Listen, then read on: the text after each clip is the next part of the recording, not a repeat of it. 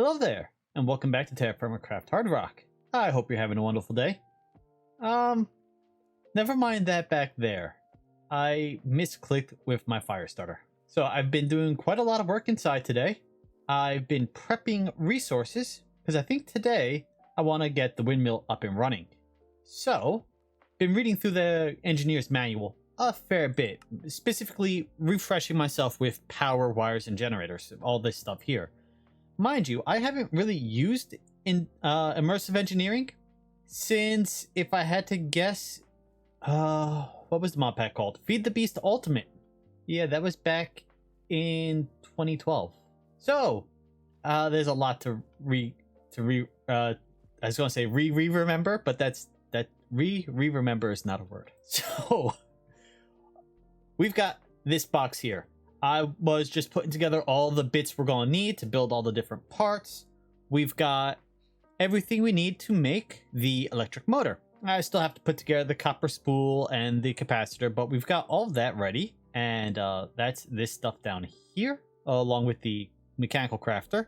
I've got everything we need to make the kinetic dynamo, which is going to require more spools. It's going to require a iron mechanical component, which we could either make with the engineer's workbench or the recipe sequence. And the recipe sequence is actually cheaper.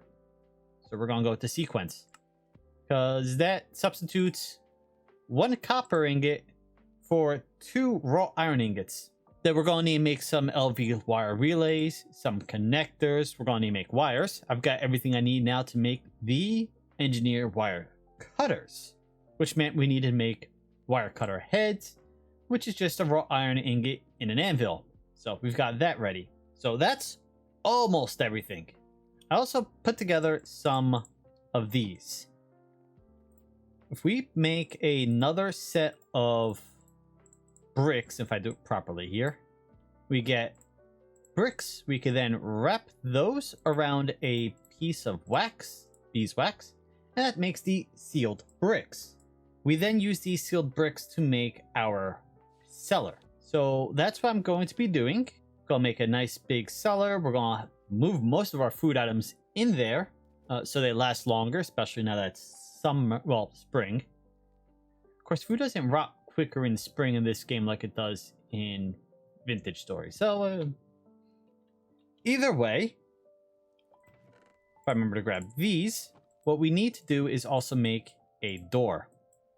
That's just 3 brass rods and 3 sealed bricks to make the sealed door. And of course, you need a door to get into the cellar. You need either a door or trapdoor to make it a valid structure. We're also going to need to make one other thing, the climate control station. I forgot about this. That's going to take mechanism. We've got some wood. We got some blue stained glass. I'm going to need to make some. I need to make regular panes. Oh. Okay, I guess I'm gonna make Tinker's Construct, because it looks like we're gonna need Tinker's Construct in order to make glass panes. Because it does not look like... Yeah, that only takes blue stained, and I cannot use the primitive glass. Nope. So, I am gonna have to actually go make some Tinker's Construct stuff. That's not too bad. So we're gonna need to make this climate control station, and it's also gonna require a stone pump, stone vent. Okay. By the way, I didn't realize there was a lot more stuff in the advanced chimneys than just these chimneys. And so we're going to be making some more of those to actually make our forge room and also our kitchen use these chimneys so we can actually funnel around the pollution better. So going to work on that in a little bit. But then once we get this, you need the climate control station to make the cellar function as a multi-block. So I've actually got a bit more work to do. I thought I had just about everything. Turns out I don't have anything at all. But I did fix Blaze Map. This chunk up here, well, this map chunk up here broke. And so every time I opened Blaze Map, the game crashed. The way you fix that is to go into your game files. You know, I might just throw a little tutorial up on screen in a moment, but you have to go into your Blaze Map folder, which is in your save folder, and just delete any pictures that don't render. I'll show you what I mean in a bit. But if we go all the way over here, this is all basalt. So the water here has basalt gravel, and we need the basalt gravel to make the grout, so I'm going on a little adventure. Alright, well, I'll be back, hopefully with gravel, in not too long. See you then. And we got a little bit of an update for you guys. I got myself a villager. Found him when I was out getting the gravel, and I don't think he passed villager trading school. Yeah, he's giving me gems for literal dirt, and he'll give me diamonds for sand. So, not the brightest, but you know what? I think what we'll do is in the near or semi-near future, build him a little house slash shop out here. Or maybe over here. You get the idea. He'll have his own little annex. He won't be able to get out. That way he stays safe, but he'll have his own little house. I need to make a bunch of stuff. I made the basin, which we needed. I made the whisk. I'm in the process of making... I should have... Yeah, okay, I left it when I left. We got andesite now, so we can make the gearbox. We need the andesite to make andesite casing to make the gearbox, so we can make the mechanical mixer, which we then need to make the grout. I have just about everything in here for the grout. We're going to need more fire clay, but we don't need that much right now, so I can make do with not using all of this, because I was doing a little research. Again, it's been a long time since I played Tinker's Construct. So what we need is the seared melter and a seared heater. Heater is the fuel source. Melter is where you got melt stuff in it. We're then going to need well, this says a faucet. Actually, you know what? We might not be able to use the faucet. We might need the channel. We might need a channel. We might need the faucet. So let's bookmark that also. They're not that expensive. We're going to need the casting table. It's not that bad. The heater, well, that requires a blast furnace. Blast furnace requires 10 ingots of steel, which means I need to make more steel, and a fluid outlet. This requires a metal barrel, and then I gotta click it with a hammer, and the metal barrel takes 8 ingots of cast iron. No, sorry, wrought iron. I was reading the tooltip where it says 400 mil buckets of cast iron. We need 8 ingots of wrought iron to make this, and then we also need the seared melter. The seared melter needs a heat sink, and this is where it gets fun. So the iron bars we can make on an anvil from an iron sheet. No big deal. Gold, likewise, melt down a little bit of gold, cast it out, hammer into a sheet, easy. Compressed iron sheets. So we need 8 ingots worth of compressed iron. Well, how you get the compressed iron? Well, the compressed iron sheet comes from my double ingot. Okay, naturally. How you get the double ingot? Well, you either need the pressure chamber from, I believe this is ThermoElectric. Yep. That's a pain in the butt, and we're nowhere close to making it. Okay, we can weld it. That's good. How do we get this? Oh, right. We either need a pressure chamber, or we need explosives. I need TNT. What you do is you throw the ingot on the ground, you light the TNT, you run away, and you wait for it to explode. And it will not destroy the iron, it'll convert it over into the compressed iron. And I just had a brainstorm as I was saying this. We have all that dust that we are generating from grinding. And in fact, I'm producing a whole ton right now because I just went and mined up a absolute ton of iron so I can make all this. So, actually, we might be able to use the explosions from the pollution to get this done. If that's true, that's going to make my life so much easier because I don't have to worry about making gunpowder. But we're going to need more wrought iron. I do have a bit more bloom here that I can work down. We're going to need to make a bit more steel. I am, of course, almost out of iron over here. That's why I went and mined up a whole ton. Oh, and our trees are growing. It's looking beautiful in here. I am very happy. We are also overwhelmed with tortoises, but such is our life. I'm happy with it. I love turtles and tortoises by extension. And yeah, we got a lot of dust in there. I did move the torch down It used to be up here. It is now all the way down there, which means that the explosion should happen down there. And I shouldn't take damage up here, nor should any items I put on this trapdoor wash. Until we move it, of course. But yes, we've got quite a bit of iron that we're processing through, so we should be good on that. I haven't made anything in here except for the engineer's wire, but I can make these quickly to show you how they do it, how they work. We just take all the copper ingots, toss it in there. The rolling mill will convert it into the copper rods. This will, of course, take a couple minute or two. What we can then do is put our spool. We have to do it one at a time. And either spool works, but you put it on there, and then you give the deployer the copper wires, and it will apply to the spool until it is full. Of course, we need to make the copper wires by putting the copper rods back through the rolling mill.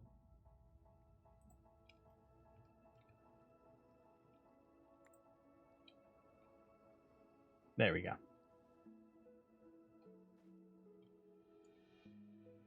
So that's 2 wire. We need 4. Let's give it that.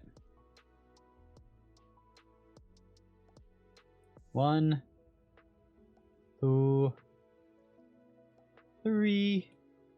And I need to speed up this process so much. 4. There we go. We got our first copper spool. And this is what we need. We need 3 of those to make the electric motor, and we need 5 to make the dynamo. So that's what I'm going to be doing. And might as well do this quickly also. We need copper, zinc, redstone torch, capacitor, and we're going to need the capacitor also for the electric motor.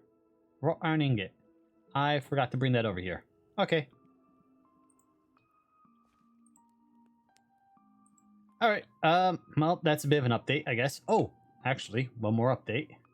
I did replace all the floors in here with sandstone. This is just temporary while I'm working underneath. Because sandstone's not affected by gravity. If we leave the sandstone, we don't have to worry about, everything caving in on us as we're working. So I'm going to be lowering this down, but it's literally hollow underneath it. So it's going to... Well, these are hardened stones. They won't collapse. But yeah, we're going to put a giant hole here. And what I'm thinking is we'll put the top of our cellar here. And then we'll continue digging down further to get to the bottom of the cellar. And I'll give this a nice wall wrapping around to about here. And I think I'm going to use the glass that we're going to be making in a little bit. Put a glass window that looks down into the canyon below us here. Maybe think about making glass blocks too. I'll be able to once we have the smeltery done, or the melter done. And put a glass floor so you can look down, but then we won't be able to have the cellar right over the glass floor. Maybe we can do one of those things where the glass sticks out. Yeah, that's an idea. Not necessarily a good idea, but it's an idea nonetheless. And yep, that's our little update for now. We've got a lot of busy work to do. It's not exactly entertaining to watch. The time of year is just ticking by so fast. I think I left off last episode on I guess it was still technically winter. It's like the last day of winter, and now we're over. Actually, well, okay, it depends on when they actually have winter and whatnot start. Because last day of winter is March 21st in real life. I don't know if it's March 1st in TerraFirmaCraft. I think it is. I'd have to check. Either way, it has been many hours and many in-game days with very little to show for my progress because it's all just busy work. So I was reminded of a feature in TerraFirmaCraft the hard way. If you go over this spot here or over that spot there in the process of working an anvil, you destroy the item being worked. I accidentally destroyed 8 ingots of raw iron earlier today. But steel's done. Just did 16 ingots. 12 ingots. Turn them into pig iron and then turn them into steel. So that should be all the steel we need. We've got the raw iron we need. We just had the explosion we needed, but we weren't there for. So we missed that one for now. Let's grab this. So we can do that.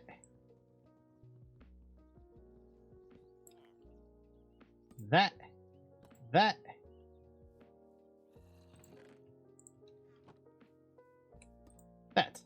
There we go. That gets us our whisk or mechanical mixer that we needed. So we can make the grout. This is heavy too, right? Yeah, this is huge and heavy. So we can't carry this and the basin at the same time. I'll just bring it over here for now. Oh, that's got the cogwheel thing on it, doesn't it? Light? Yes. Okay. Which means we can't plug it in the way we have this plugged in. We're going to need to plug it in back there where I have my oxygen tank or air tank. There. No, get back here. You're my only piece of armor right now. I can't have you flowing down the river. Okay, so everything just all the dust just went up, so we don't have any dust available to us. So we might have to wait a little bit for the iron. But I do have it on me, so we're going to go and see if we can't do that next. While I'm over here, I might as well grab... We'll figure out how much grout we need to make. So the grout... This recipe makes 4, and 4 is enough to make 8 seared bricks. So each of these makes 2 seared bricks. Right. We need 7, 8, 9, 10. If we make one of these also, that brings us up to 15. The seared smelter needs additional 10. So that's 25. The melter requires additional 8. So let's say we need 30. Well, we're going to do 32. We're going to want 8 crafts of each of these. Yes. Now here's the thing. This accepts any gravel, but this takes basalt. So I want to make sure if I toss in the basalt, I toss the basalt in last. So I don't end up using 2 basalt for 1 recipe, you know? Put the mixer there. Hanging over the edge, because that makes sense. Grab this. No clue if there's enough stress to power all this at once. Okay, so we need to speed this up.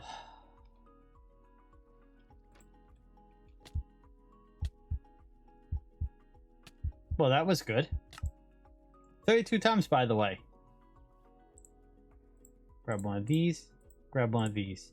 So we're going to want to shift the gears ratio. So right now we have it going into a small gear. We want to attach the large gear on top of the small gear. We're probably going to want to remove... I need my stuff first.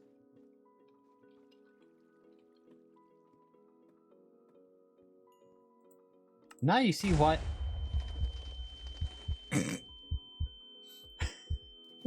And now you see why I can't keep any levels. So, do you know what just happened? Because I do. I picked up my items, and the torches went into my main hand, my first slot. And because I was in the dust, it all exploded on us. Okay, take 2. Let's try this again. Or is this technically take 3? Because I've died twice now in the process of going down here. There we go.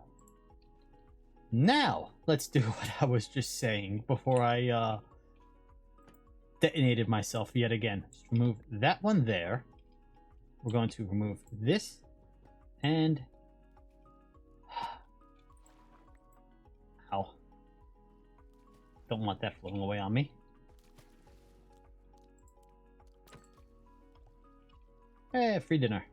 Who needs to fish with a fishing rod when the fish will just jump onto the shore for you? So we want to put that there. And that there. That speeds it up by a 2-to-1. So if this is moving at 16, this is now moving at 32. Because it's got half the gears. So it's a 2-to-1 gear ratio. So we can now attach that there. Put that. That's one too far down. Oh my gosh, it's running away on me again. Not enough speed again. Okay. Should have looked at that before I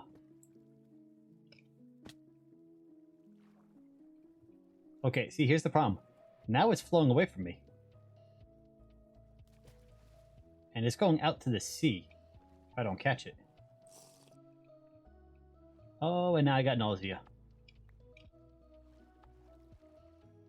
Whew. Okay.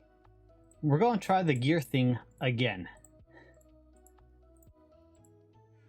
Remember, this is only the temporary setup. Once we have it over here, we can actually make a sequence gear shift, which will allow us to increase the gear ratio without having to actually do all of this, or we can make the mechanical... No, the speed controller, right? Yes, the rotational speed controller, which will allow you to manually assign what ratio you want it spinning at, so you don't have to do this. That goes there. That goes... Not like that. That goes there. Okay. We can then now come up again.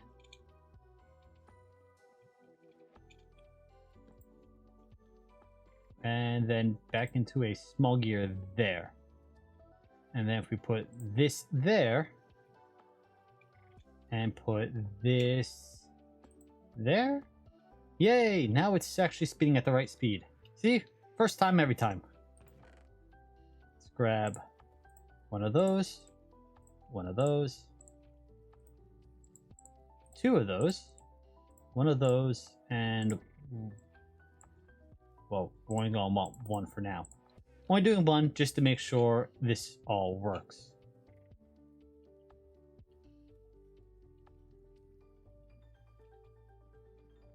And because we got the depot there, completely unintentional, it will automatically output right there.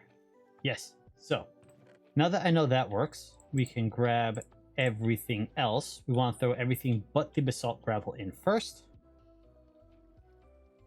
We're going to do this one at a time, so it doesn't accidentally use the basalt gravel, two basalt gravel at once in one recipe. Not that the basalt gravel is hard to get. It's just, it would be a nuisance if we mess it up and we have to go grab the more basalt to make it work again. Now that that's done, let's... How much dust do we have? Well, we've got enough. It's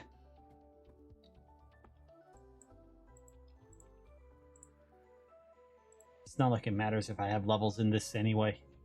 Let's toss that on the ground. And toss one of those over there. Boy, that ringing in your ear really just goes on forever, doesn't it? So, if that destroyed the iron, it's a nuisance, but it's not really a big loss. We got extra. But if it worked, I'm not seeing the iron. Okay, iron was destroyed. We got to do it the TNT way, but was worth testing at the very least. Means I need to go weld 2 more raw iron ingots together. We're like 25 minutes into this episode. I promised a windmill, and we have distinct lacking of windmills. So let's fix that. Alright, so first we need to put our copper ingot there and our sheet here. All right. Then pick that up and place that. And it will very slowly bonk that. I can pick that back up. Put that on wrong. Okay.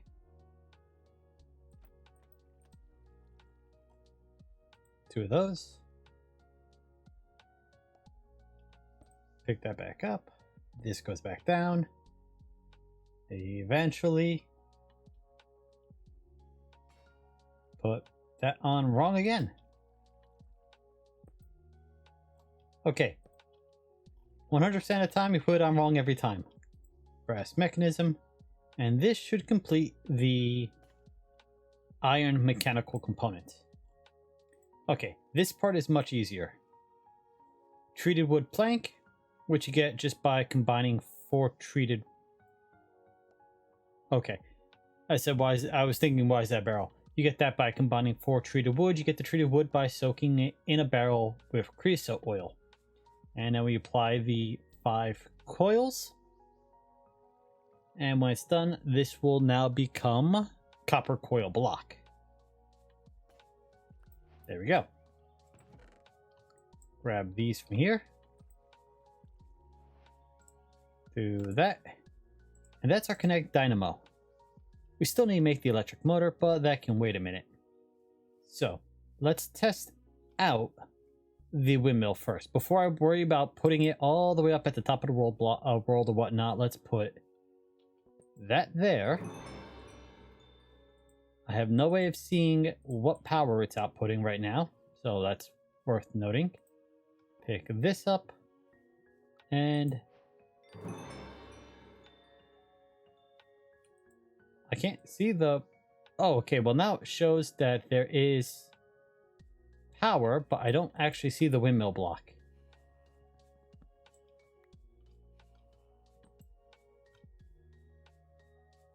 Okay, let's quickly make ourselves the sail and see if that will make it actually visible.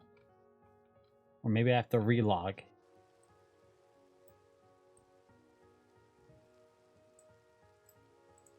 Okay, that gives us a windmill sail. Hopefully we only need one.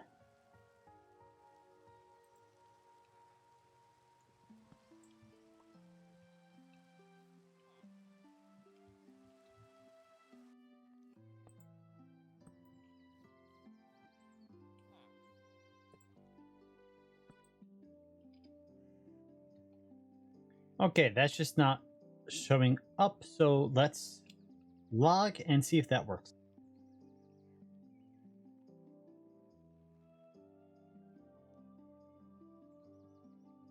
Nope, that did not help. So it's not rendering and it's not producing power. And the sail I applied appears to be gone, unless it's permanently applied to the actual windmill. Well, okay, that's unfortunate, because I don't know where to go from there. If we grab a bit of copper, let's grab some of this too, because we need to make a relay. Okay, let's go make the relay. See if pulling power out will make it render. I mean, it's worth a shot. Okay, let's try this. I want 2 in there.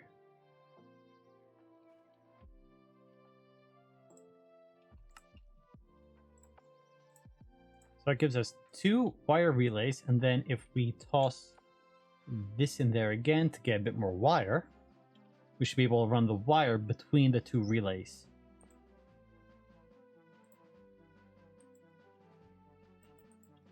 Is that the wrong wire?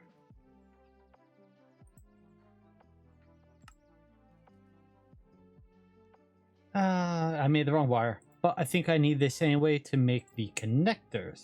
Because I made 2 relays, so let's make a pair of connectors. And now I just gotta heat up the copper, turn it into a sheet, and then try doing that instead with these wire cutters. Alright, made up a replacement ingot, double ingot for the copper one we lost before. Let's see if this works. Okay, so that makes that copper wire. Ah, it takes a double ingot to make the single copper wire.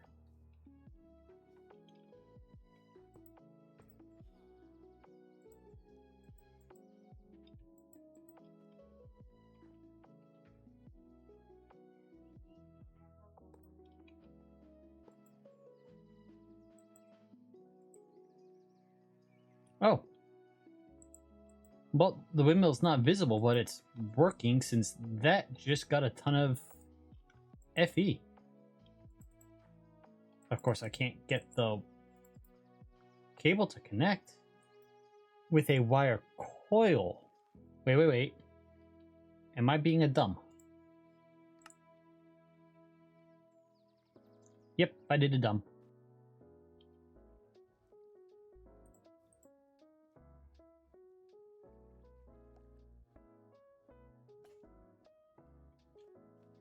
And does that work?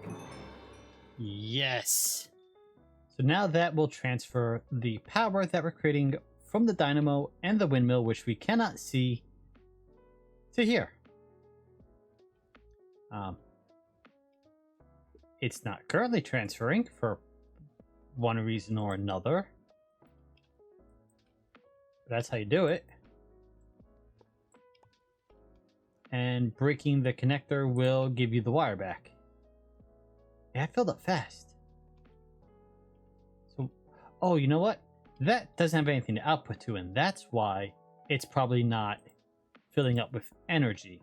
If I connected this to something that uses FE, the bar would fill up, I think. And if I touch that, I might take damage. Yes, I did. I didn't know if I would because it doesn't look like there's power transferring, but clearly there is. Yay, we have power. And an invisible windmill. But let's look at the bright side. We have power. Which means that I can now craft that... How do I keep forgetting what it's called? Electric motor. Connect this here, the connector, to the wire motor. Electric motor. And then connect all the create stuff to a power system coming off of the electric motor. And so what I'm going to want to do, and this is very much what I did in both my first TerraFirmaCraft series and my Vault Hunter series, is we're going to have everything in segments. So we're going to have like a main power line coming off of the electric motor, which will then split using a clutch. We'll have the clutch coming off of the main line, and that way we can turn off individual units that we want. It also means in the future we can make redstone links and wirelessly turn on and off different components in our create setup. But we'll have a main power line running through here, probably using encased chain drives. I like the encased chain drives. They allow you to first off carry everything in one direction, but you can then change the direction of one of them and it will still carry the power through, so you can use the chain drives to split off without having to make gearboxes, which would then change the orientation of the rotation. So it just makes it so much easier. So we're going to be making chain drives, which are thankfully very easy. Shaft on andesite casing.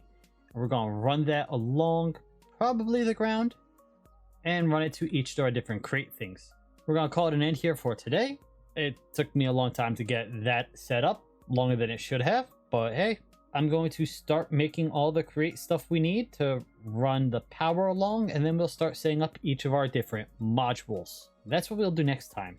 We'll also see if we can't get the seared bricks made so we can make the Tinker's Construct stuff. Until then, thank you for joining me today. Hope you've had a wonderful day, and I'll see you next time. Later.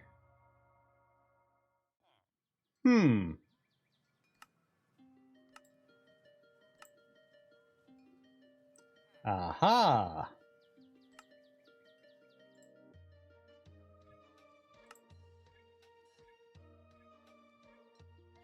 Okay, so it's the shader pack that's making that turn invisible, as I was told by a few people in the comment section. So if none of your industrial engineering items are showing up for you, it's your shader pack. Hello there, welcome back to TerraFirmaCraft HardRock. I hope you're having a wonderful day. I have a little bit of a dilemma. I just got back from the dentist. I have to go back in a few days. Talking hurts, and I'm not gonna be able to make videos in a few days, so I have to try to get this done fairly quickly, otherwise there'll just be no video this week. So this is going to be a bit short of an episode, and I'm going to try to talk as little as I can. Or at least have long breaks between talks. So we're going to be doing a few little adjustments today, or little corrections. First thing I want to check is if I was trying to fill the drill wrong. So I was told to have it in my offhand, and then click water, and I just drink the water. What I've been told to do instead is use the bucket, and nope, gonna have to reread this. Ah, okay, and then throw with Q. There we go. So now the drill has 100 units of water. So I gotta do that 16 times. I don't think I need to hold down so long. Nope, I can do it instantly. Okay. So that gets us water for our drill. Now I gotta go find 16 units worth of lava. That should be full. Nope, one more. Alright, and now I do know there's lava below me somewhere. I haven't really done much in the way of cave exploring. And I also don't have much in the way of armor. So cave exploring is rather dangerous for me right now. So we will be doing that in a little bit. But yep, we can fill the drill with water. We can go get lava, do the same thing. I will probably make a lava farm. I want to keep that on me. Well, the other things pointed out to me was we can absolutely use the primitive glass to make the climate station for FirmaLife. So we make the primitive glass, which is just melted glass in a furnace and cast into an ingot mold. We can then dye it in a barrel, turn it into a white pane, and then we can dye the white pane into a blue pane, and then use the blue pane for our climate control station. Right there. So we still gotta make the stone pump. That's very easy. Means I need to make another bellows, which means I need a little bit more leather. So I'm gonna have to go hunting. And I feel like the more I'm talking, the fatter my mouth is getting. So yeah, I'm gonna have to go take a break already.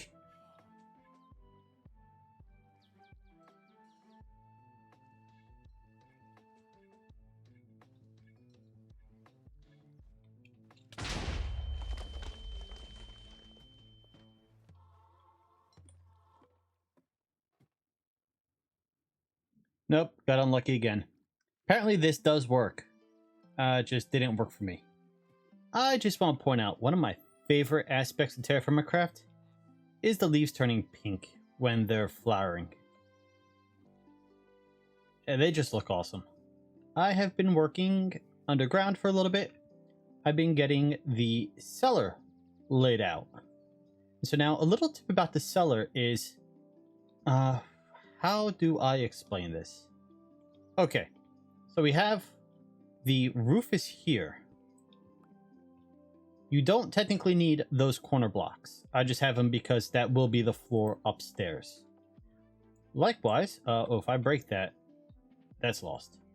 Likewise, if I place the blocks here, that will make this structure valid when it's fully built and I put the climate control station inside. So you don't need the corners. Again, it's just, this is going to be part of the floor. I'm going to be storing barrels down here, so it just looks better that it's all the same floor texture. I'll use something different for the stairs. So, don't worry about that. Don't need to have blocks underneath that one, or like here or there, as long as the inside faces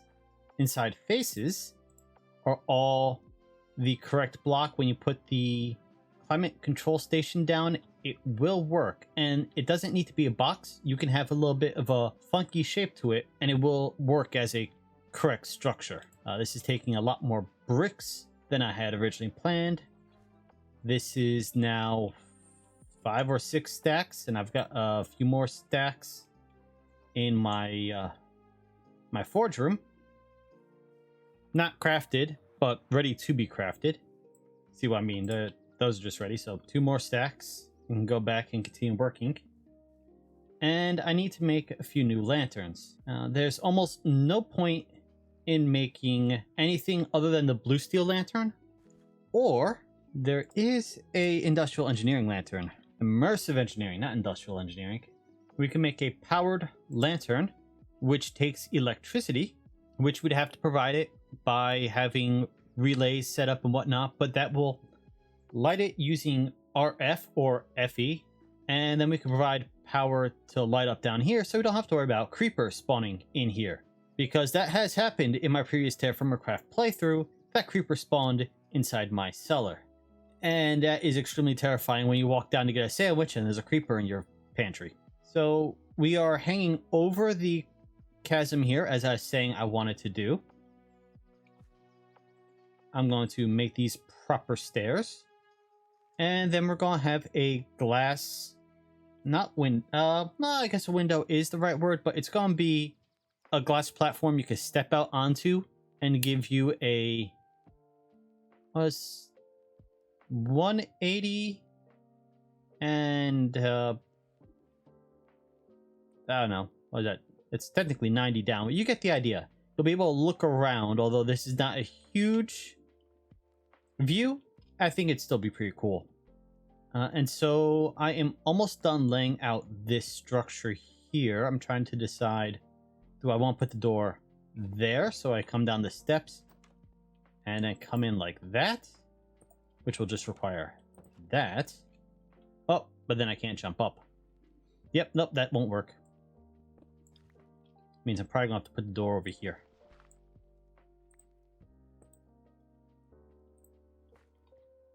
Still put it that way so I can have a little more space to get in and out.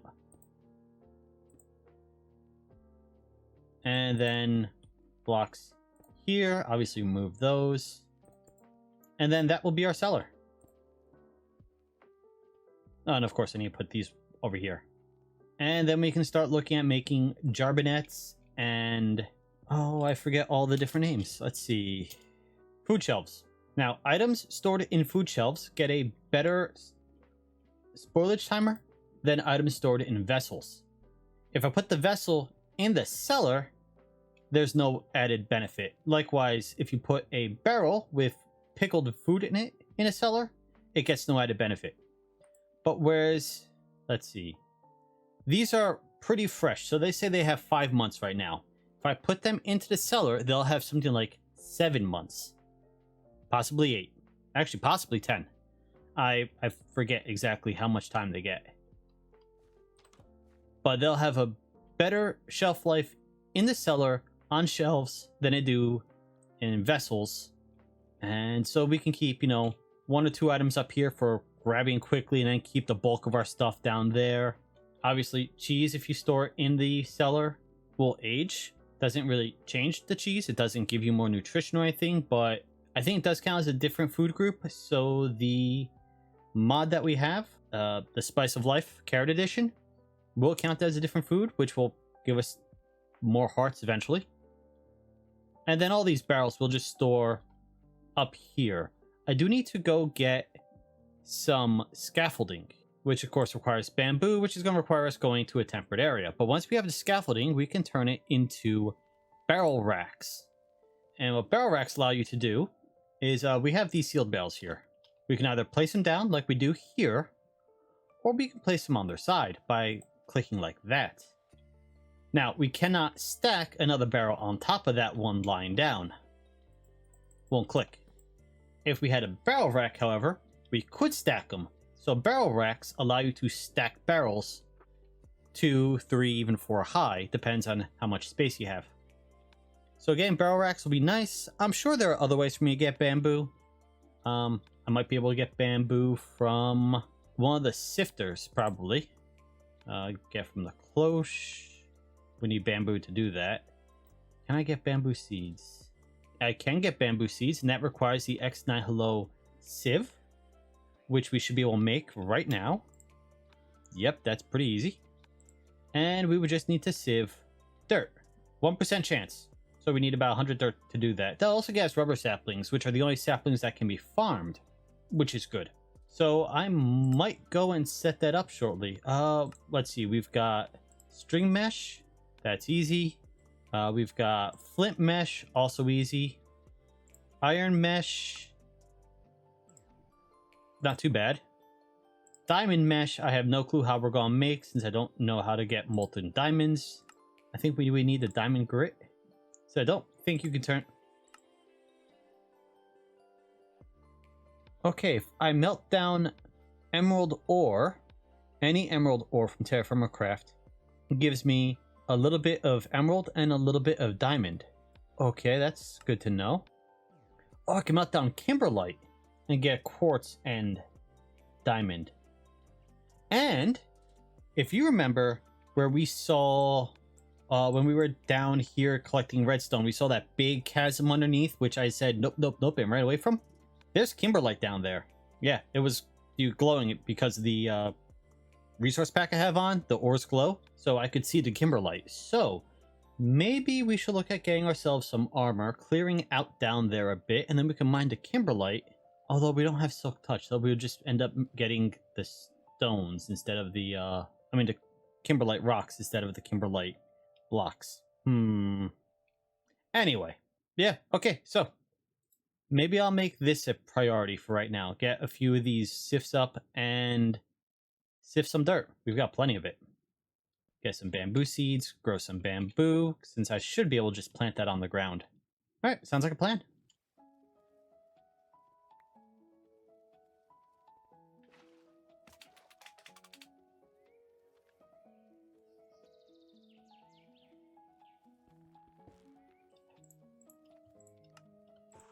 There we go. That's 6 leather.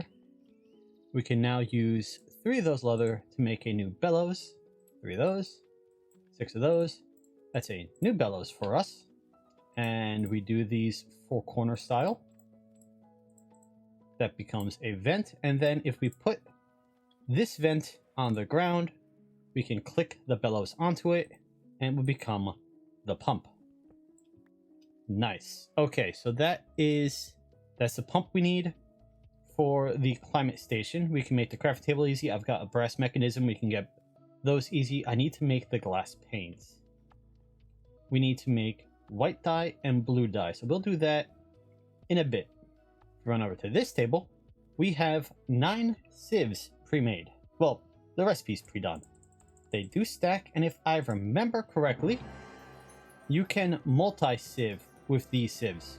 And what that is to say is if you place them in a formation where they're all touching, once you put your straining meshes on them, or your meshes on them, you click on one and it will put one item in all of them and cycle through all of them at the same time. So I pre-made a bunch of meshes. Not quite enough. We'll make the last 3 right here. Then we do that to give us 9 string meshes. Why is speaking so difficult? And then do that. That gives us 9 flint meshes. Then we just right click these onto each of them. Good. And if we grab a little bit of dirt, we should now be able to strain 9 pieces of dirt at once. Yes. So you right click them in, and then you could just hold right click and it will cycle through and it'll auto refill. Of course, once you've used up everything in that stack, you gotta switch hands again. And there we go. We've got a bunch of everything. We'll have to come back to pick up the rest of this. But let's see. We've got sugarcane seeds, wheat seeds, pointed dripstone, carrot seeds, bones, silkworms, pumpkin seeds, jute seeds, industrial hemp seeds. That's nice. Beet seeds. I have many of these already, but I definitely don't have the sugarcane seeds. And did we get any of the bamboo seeds? Potato seeds. melon seeds. Plenty of worms. No bamboo. Okay, well, I'll be doing this some more to hopefully get bamboo in the near future. But there we go. It's a pretty cheap recipe, so if you're having a hard time finding seeds to start your farms, make these. And each different tier of mesh, I believe, increases the drop rate. So, where's the best way to look at this? Let's look at the bamboo seeds. Bamboo seeds are 1% chance on string, 1% on flint, 1% on iron. Okay, so bamboo is a bad example. What is something else I could use? Rubber? Yep, okay.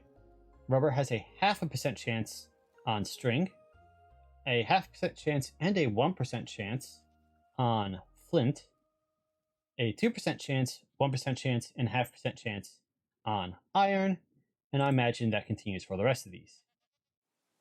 Okay, increases to 5% with diamond. So the higher tier mesh you use, the more likely you are to get the item you're looking for. It's next morning, and I'm feeling much better right now. So let's get back to work. So we are going to be making some dyes. First off, you need to use the pot. And you can't put the... Can you put the pot on the stove?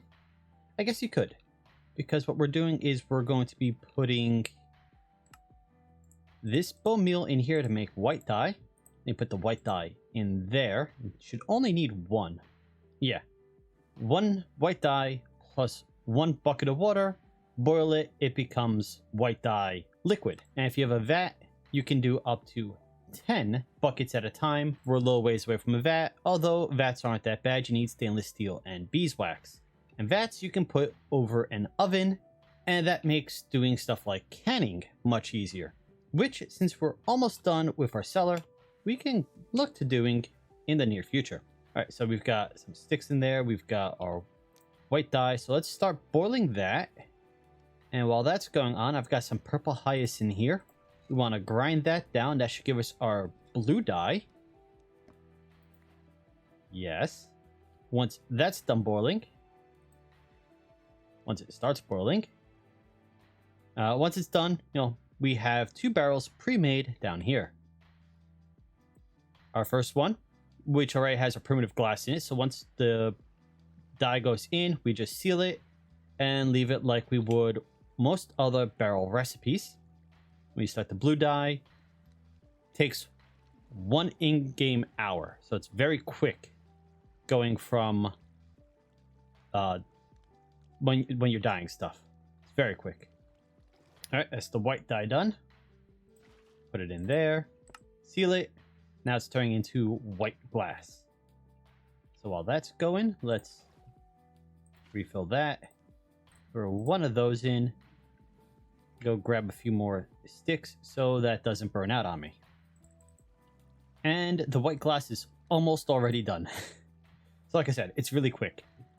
It takes it takes 1 minute of real time. And of course, we're just going to keep the white dye because there are other things we can use it for. We could dye our terracotta. So if we wanted different colored terracotta, we, bake it down. We'd have to bleach it first, which would require me making lye, yeah. Oh, okay. This must have been fixed. When I made my patch for the McCrawl's mod, there was no way to turn terracotta into white terracotta. It's a recipe by McCrawl's. You could turn other colored terracotta into white terracotta, but now there's a recipe to turn terracotta into white using white dye. So that was not present in the past. Anyway, that's going to turn those 4 into... I didn't need to do 4. I need 2. All right, turn those 2 into blue stained glass, and then we can make our control station and finally finish the cellar. And my first sifting, this is the last clip, bamboo seeds. So there we go. It only took us about 120 or so dirt to get the bamboo seeds, which isn't too far off from the 1%. Oh, and there's a rubber tree sapling. Nice. And there we go. That's our climate control station. We will need to make a second one when we make a greenhouse. But for now, I just need one for the cellar. We run down here. So currently, it's not complete. If we put it down... Now, granted, I am using a resource pack. So if I turn off the resource pack for a moment...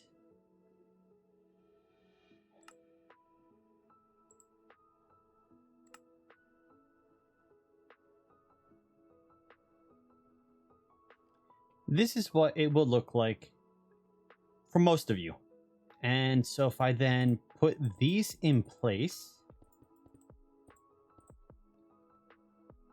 click it, and now it looks like there's water.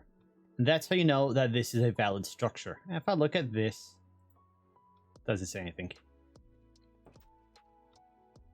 But if I placed a... Oh, well, there you go. Found a cellar, 150 blocks. That's how many internal blocks there are. If I make a food shelf now, one detour to get some lumber later. We're going to grab our crafting table just so I can do this. If we make ourselves some boards, or well, planks, and put some lumber in there, we make a rosewood shelf. We can now put this in here. You see it says invalid cellar. Click that again, it updates it. So whenever you make a new shelf and you put it in or jarbin it, you're just going to have to click the climate control station and it should update. Sometimes it'll update automatically. If it doesn't, that's how you fix it. Now let's go grab, and everything looks so weird with my shaders off. Let's grab this. We have 4 months and 29 days left in this barley in the large vessel. Outside the vessel, it has 2 months and 14 days. In our valid cellar, it has 6 months and 7 days. The cellar is better for storing your food than even a large vessel.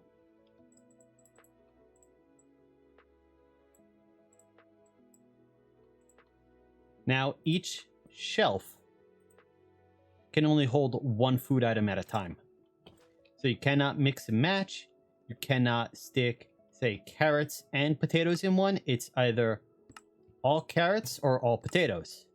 Let's grab the rye. And let's grab the cabbage. The cabbage is going to go, so might as well help it last a bit longer.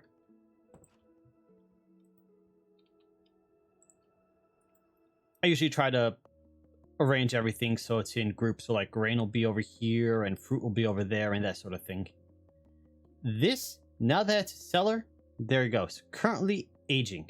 Age is fresh. Once it reaches the next age, it will be slightly different. We can cut it, and like I said, I think it counts as a different food item for the Spice of Life mod, which gives us extra hearts. Now that I've shown you this, I'm going to go back to my actual resource pack because I like the look a bit better. So I didn't try this on just dirt. I tilled the soil. First off, that's vanilla dirt, not TerraFirmaCraft dirt. So remember I showed you how to get dirt before. If you get some of the coarse dirt, you can place it, it'll fall, turn into vanilla dirt. There are other ways, using one of the composters also. Place that down. I tilled it into vanilla farmland and then planted bamboo seeds on it, because you cannot plant the bamboo seeds onto TerraFirmaCraft, dirt, or farmland. So I did vanilla farmland. And now we've got a bamboo shoot growing. So that's how you grow bamboo.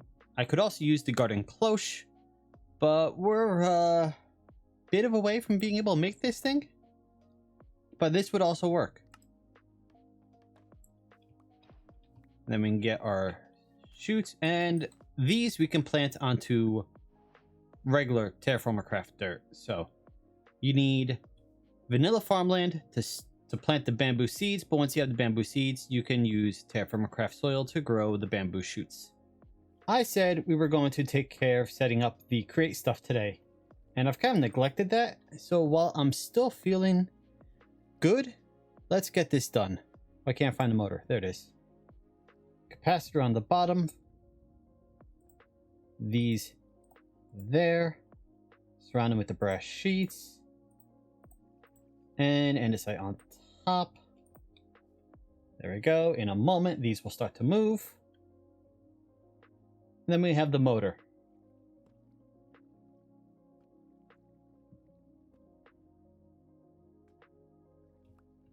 There we go. And then I've been prepping a few items backed by the house, and I've been expanding the bamboo also.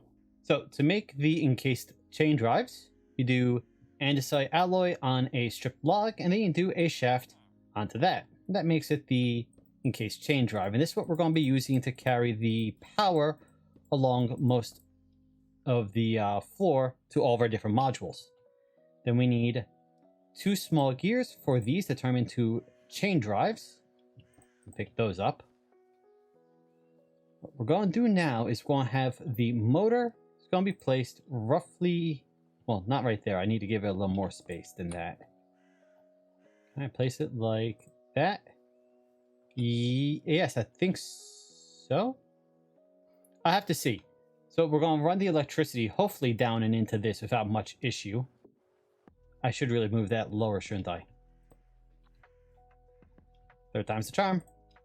And now it's backwards. There we go. We're going to run our chain drives like... Not like that. That's wrong. Like this. Because now we can shift the chain drives wherever we need to in order to provide power. So now we have this. We can pull the power off here.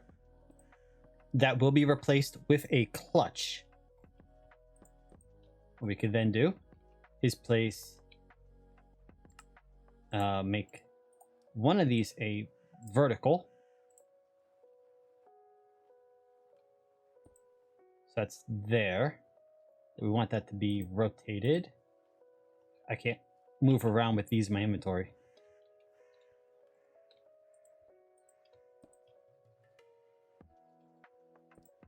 We need one like that. Tell us, no, that doesn't work. I know what I want to do. Okay, I need to make one more gearbox, and we'll put it there, and that one there will be the vertical, the one I made a moment ago. We have those 2 like that, and now we can pick these up.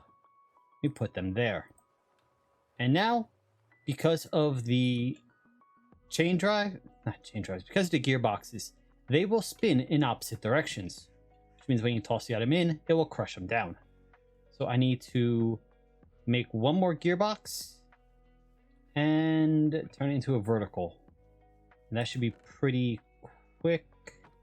I want that, turn that into a plank. Hammer in the offhand. Turn that into a slab. Click that.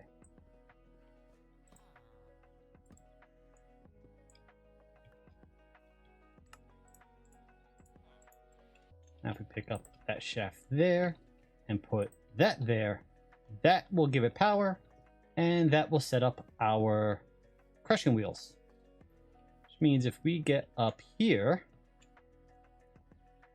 and this is not the way I'm going to be going back and forth. It's entirely temporary.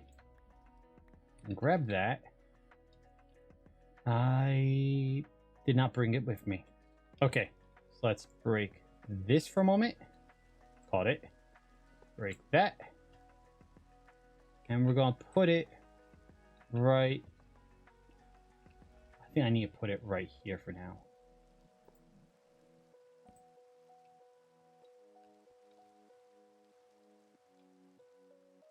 Can it go on the side? Yes, it can. Ouch.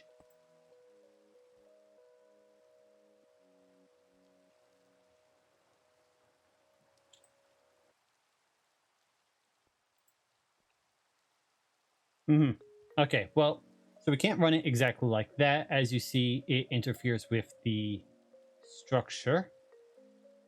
If I put it over there, it should work. And we lost it.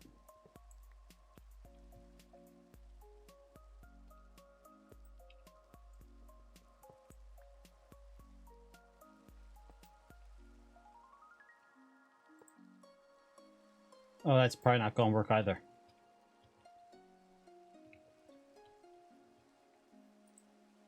No. All right, well, I can't demonstrate that right now. But what we are going to do is there are these connectors. I made them last time. What we can do is if you have one here and one there, they will carry the power through. So we can stick our windmill where we want it to be, say up there. We can run the power from one of these connectors. Sorry, these are relays. From the connector attached to the windmill generator, the dynamo, run it down, say, into the ceiling to connectors, relays, run a relay over to the wall to another relay, and then on the other side, have that connect to that connector, which will provide power to the whole system. But I think that's going to be it for today, even though the screen is literally telling you it's the next day. So thank you for joining me today. I hope you have a wonderful day, and I will see you next time. Later. Hello there, and welcome back to TerraFirmaCraft HardRock. I hope you're having a wonderful day. I am feeling much better now. Thank you for those who wished me well. Truth be told, I was actually feeling pretty good on Thursday, but yeah, having 5 days off was a nice change of pace. I haven't had a real break in many months. So I think today we're going to jump back into this book. Well, I want to continue this quest line, so we need to make the windmill bearing, the windmill sail frames, and the water wheel. We have the water wheel, we just gotta go pick it up. But yes, so let's make the windmill bearing. So we need to start by taking a stripped log, applying andesite to it to make an andesite casing, and then apply andesite to that casing again. And that turns into a radial chassis. Next, we need to apply a turntable to the radial chassis. And the way we do that is we take a wooden slab and we add andesite to that. We pick that up and then we click that on. So that gives us a secondary linear chassis. From the secondary linear chassis, we add glue or ichor or any number of these different things. Do not use the create super glue. It will consume the super glue. I learned that the hard way. So we have a bit of glue here. Click that on. It's now a mechanical bearing. And to turn it into a windmill bearing, we just need to click it with andesite again. And there we go. That's the andesite. That's the windmill bearing. We can now put this down, connect our windmill sails to it, and produce rotational power like we do with our water wheels over here. So let's go pick up one of those water wheels right now, just so we have it. Can place it right back down as soon as we pick it up, because then it should count for the quest. Yep, check the quest. Yep, and now we need to make the sail frames. The sail frames are not difficult, but they're a little interesting. We need to make trapdoors first, and so in my crafting room here, I already have the trapdoors laid out. Well, the recipe laid out. Right here, we need 8 trapdoors. We make 3 at a time, so we've got 9. No big deal. Place these down. And we need our axe, and we right-click them. So there we go. Now we got the frames. I think I can, yep, pick them up just like that. And that completes that quest. And so this unlocks fluids, rolling, mechanical saw, mechanical press, mixer, mechanical harvester, deployer, encased fan, millstone. We have almost everything here except for the mechanical harvester and the fluids, the fluid tanks, which we will eventually need anyway, but it doesn't look like any of these have secondary quests. Oh, the millstone does.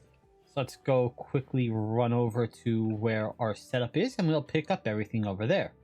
And that will complete the individual quests as we do it. And this is where the wrench comes in handy. Picking up, moving this stuff. All you need is to click it once.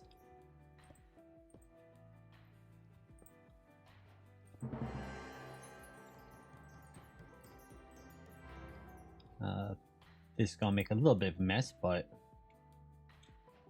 so be it. Put it on backwards. There we go.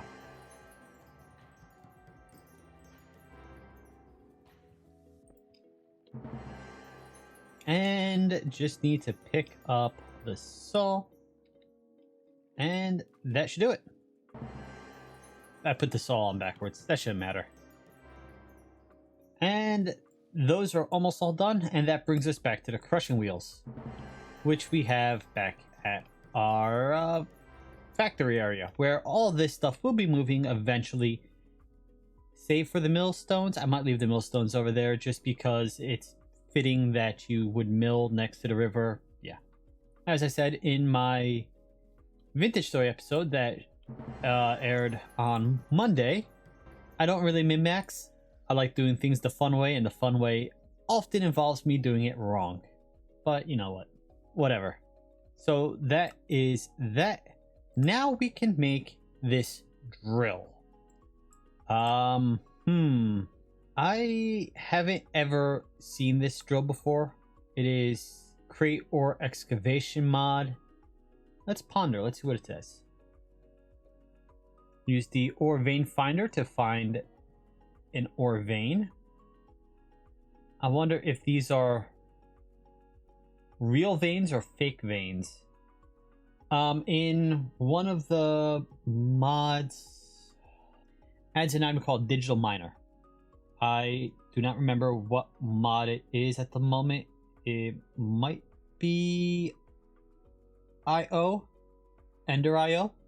You can place this digital miner and it will find, I think it's the Ender IO one, will find fake veins. In other words, if you have a chunk and you dig out every block in that chunk, you don't find any iron, you can put the digital miner there and it will still find iron because it's not real iron. Anyway, I don't know if this does that or if this only finds ores that actually exist, and I've talked right through the information, so I have no clue if it said anything. Put the drill, put the requires rotational energy, extract the results. Okay, so it can extract fluid also, it looks like. Huh. That could be interesting. But that does require 25 of the mechanical crafters, and I have 21, so I would need to craft another 4 in order to make this. It's a lot of brass, and we would need the Tinker's Construct in order to do that. Alright, well, let's bookmark it. We can come back to it later. Sifter. Add a sieve to a millstone to turn into a sifter block, and this will, I imagine, auto sift from Nihilo. Alright, well, it's auto sift some things. Crushed netherrack will give you red sand, redstone. Diorite gravel will give you copper, cephalerite, gold, coal, flint. Chalk gravel will give you white sand, osmium, silicon, and experience. And quartz gravel will give you white sand, fluoride, quartz, nether quartz, and silicon also. Is this the only way you can really get silicon in this pack? You can get it in the arc furnace also. So this is the most efficient way to get silicon, it looks like. So we're going to need to make this eventually. Anyway, we don't need it now. And I did this wrong my last episode. I've since then corrected it. I had the motor facing into this side. That will not transition power. You need it going into, obviously, one of the shafts. So I have it facing down into the shaft. We have an LV wire here connecting to this LV wire here. If I break in, we have another LV wire relay there. So what I want to do is grab one of these, one of those, and one of these. We're going to make another LV wire relay. It only makes one at a time. I needed 2. All right, well, that means I need to go make another copper thingamabob. But what we're going to do is from this here, power's down there. So if I put this one, I'm hoping that the electricity running from this to the wires and down to there does not make anything, any of the pollution explode on me, because I don't want explosions in my forge. So we have it on that block. How do I always forget? How do I already forget? Yes. So we have it on that block. So if I put another relay on there, I can connect that to there and connect that to there, and then from that to there. So I actually need to make another, I need to make another LV coil. I unfortunately made a copper spool instead of a coil, and there is no way to convert it into what I need. Yeah, that's kind of a waste. That's just going to sit in storage till I eventually need it again. I need extra copper. Yeah, okay. So I'm going to go make a bit more copper so I can finish this, and then we'll see if we can't power our setup from there. All right, let's place that one there. Now we want to do that to that. So those are connected now. We want to go upstairs. Again, this is not the permanent route up. I'll probably do a ladder in the future. So that provides power to that, which should be providing power to that. And then if we go over here, do that to that. Okay, that didn't work. Let's check the book. We need connectors, not relays. Okay, so that means I need to make more copper. So we replace this relay with a connector. We need 4 new connectors, but we replace all these relays with connectors, and that will provide power from there down to here, which will provide power to this whole setup. Granted, there's not much on this setup right now, but that's how we'll do it. So, yep, okay, let's go cook up a little more copper. I need 1 copper ingot per relay. I need 4 relays, so we need 4 more copper ingots. Then we're gonna need a copper wire per. 1 ingot makes 4 wires, so that's how I took care of myself last week. So let's grab that one there, and then we're gonna need 4 more of this. All right, let's try this again. 1, 2, 3, and 4. That's all of our connectors. So if we do that and replace this, break this one here. Let's connect that, and then we gotta run back up here because this wire fell down. Do that to there, and now, I mean, that's correct. That's correct.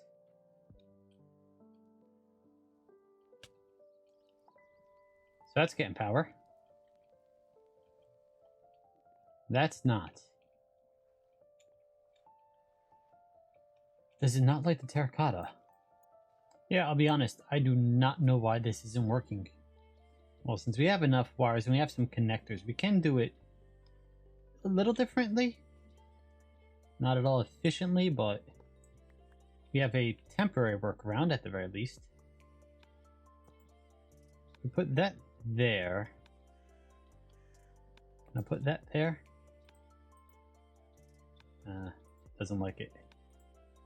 Well, I know, if I put that up on a fence post, it should be able to reach down.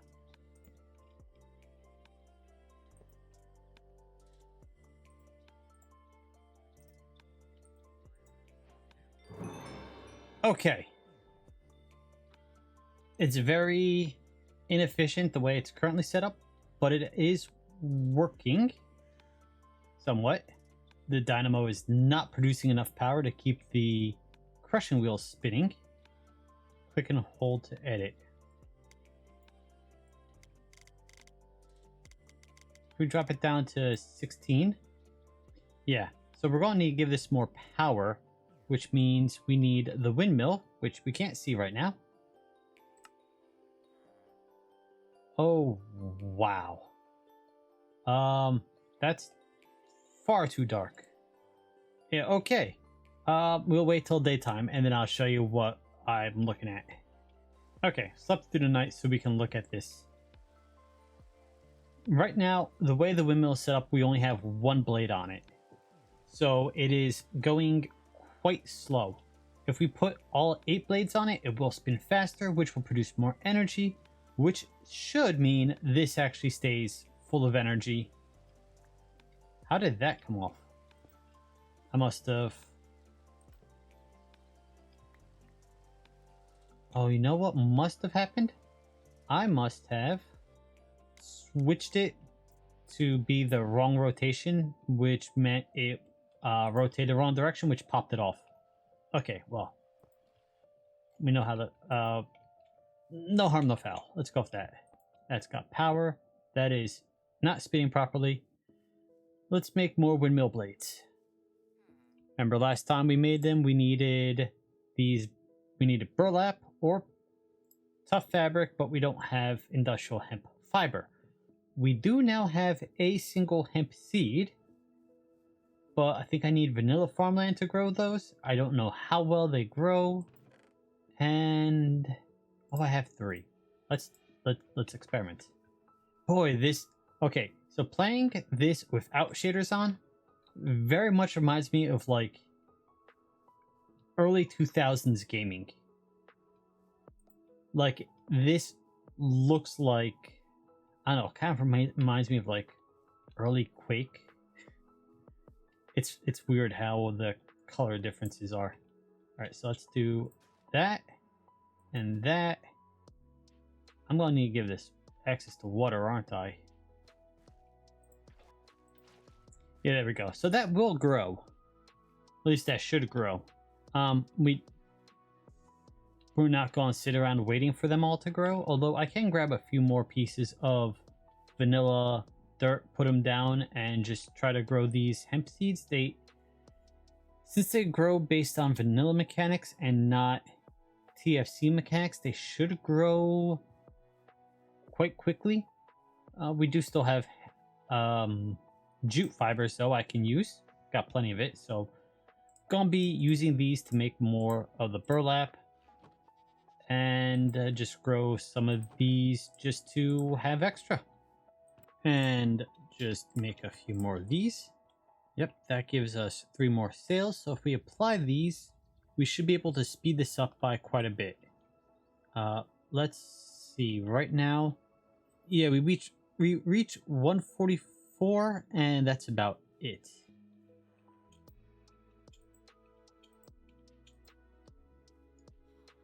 That sped that up considerably. Not enough to keep this running, but I think I'm seeing 2... No, but it is running... Well, it's still intermittent, but it's running better. So we gotta make another 4 more sails, and then this should be running consistently. And that's why I want to get the clutch, which is a gearbox plus a redstone torch, and that will allow us to turn on and off the individual modules. Also, I mean, if we're going to leave this here, probably going to want to move this over a little bit more. Turn the lights back on now that's becoming night again. Move this over a little bit more so that it's more space efficient. And then we can see about setting up some other stuff over here. All right, I'm going out for a bit of a flight here. I want to go up north to where we found the kaolite and the graphite because I want to make gunpowder so we can finally make the compressed iron. To make the gunpowder, we need saltpeter and sulfur. I need to double check where you find sulfur, but I know you can find saltpeter in sedimentary rock, which is claystone, and I think the limestone that we found the kaolite in also has a chance of having it, so that's where we're heading. Once I get up there, I'll also check where we can find sulfur. Might be able to find it in basalt, which we have to pass over anyway. I think basalt is a volcanic rock where you imagine you'd find sulfur. Anyway, I'll look when we get there. And so I'm gonna go out, try to find some sulfur, find some saltpeter, and come back, make some TNT. I think we can make tiny TNT, and then try to make our compressed iron so we can finally get on with making the smeltery, or at least the early smeltery from Tinker's Construct. I've mentioned this before, but I'll say it again since it's worth referencing. Open up your map, zoom all the way in, and then you can highlight over the different items on the ground. Here I'm highlighting over loose basalt rock, and you'll see down here at the bottom of the screen it says what it is. If you look around carefully, you'll see miscolored items. Here we've got native copper. Down here we've got hematite. Over here we have loam grass and gravel. And so what I'm doing is I'm zooming all the way in. I'm looking for areas where the coloration changes, and I'm seeing what they are. So those are pumpkins. This over here is more copper. This here is hematite. Finding a lot of iron and copper. Here's gold. And yep, this is just how I'm searching. I did double check the book quickly. Sulfur is from Indigenous Extrude, which includes rhyolite, basalt, andesite, and dacite. So we're in basalt right now, looking for sulfur on the map. Likewise, right over here is the limestone area, and so I'll look over here for the saltpeter in a little bit, assuming I didn't find some already and just forgot about it. Another little tip for you, looking on the map here, and you notice some of these are sort of this pinkish salmon color. No, I guess this is more salmon. Sort of this pinkish red color here. That's kaolite. If I go right next to me, we have lignite, and these are the mineral ores. Whereas right here, very hard to see. If I can actually get one. Magnetite. So that's an ore. That's an ore, whereas this is a deposit. So the deposits have this sort of pinkish color to them, whereas the ores are a greenish color. So since I'm looking for sulfur and for saltpeter, I want to be looking for these pinkish ones that stand out a bit better. There's actually not too many out here in the basalt area, but I did see a few over here, and there's sulfur over here. So we're going to be heading over there in a little bit to collect the sulfur. So right now I'm looking over here, just looking for any of these areas that stand out a little more, like right here, and this is halite. And up here is a lot of halite. I wonder if there's lignite ore and there's halite, and that's kaolite. I should probably mine up some more kaolite while I'm out here. But yeah, we're just going to look around for these pinkish deposits, looking for saltpeter now. And just to stop recording, I see I actually found saltpeter up here. So I'm going to turn that one on so I can know where to fly to find it. And I'm going to turn on the waypoint I just made down here for the sulfur. That's not hidden. Okay, so we know there is saltpeter all the way up here. Not too bad. I should check if I found it elsewhere a bit closer. I don't think I did. And we'll go mine up some of that. We'll mine up some more kaolite, and then we will head back home. I should just double check the gunpowder recipe. Saltpeter, sulfur, charcoal powder, graphite. We got graphite. We can make charcoal powder. We just need saltpeter and sulfur. Okay, no surprises. I'm good to go. Oh, I coaxed the sheep into my gyrodyne, so we'll have wool when we get home. And we found the saltpeter. We did have to dig down a bit deeper than I thought.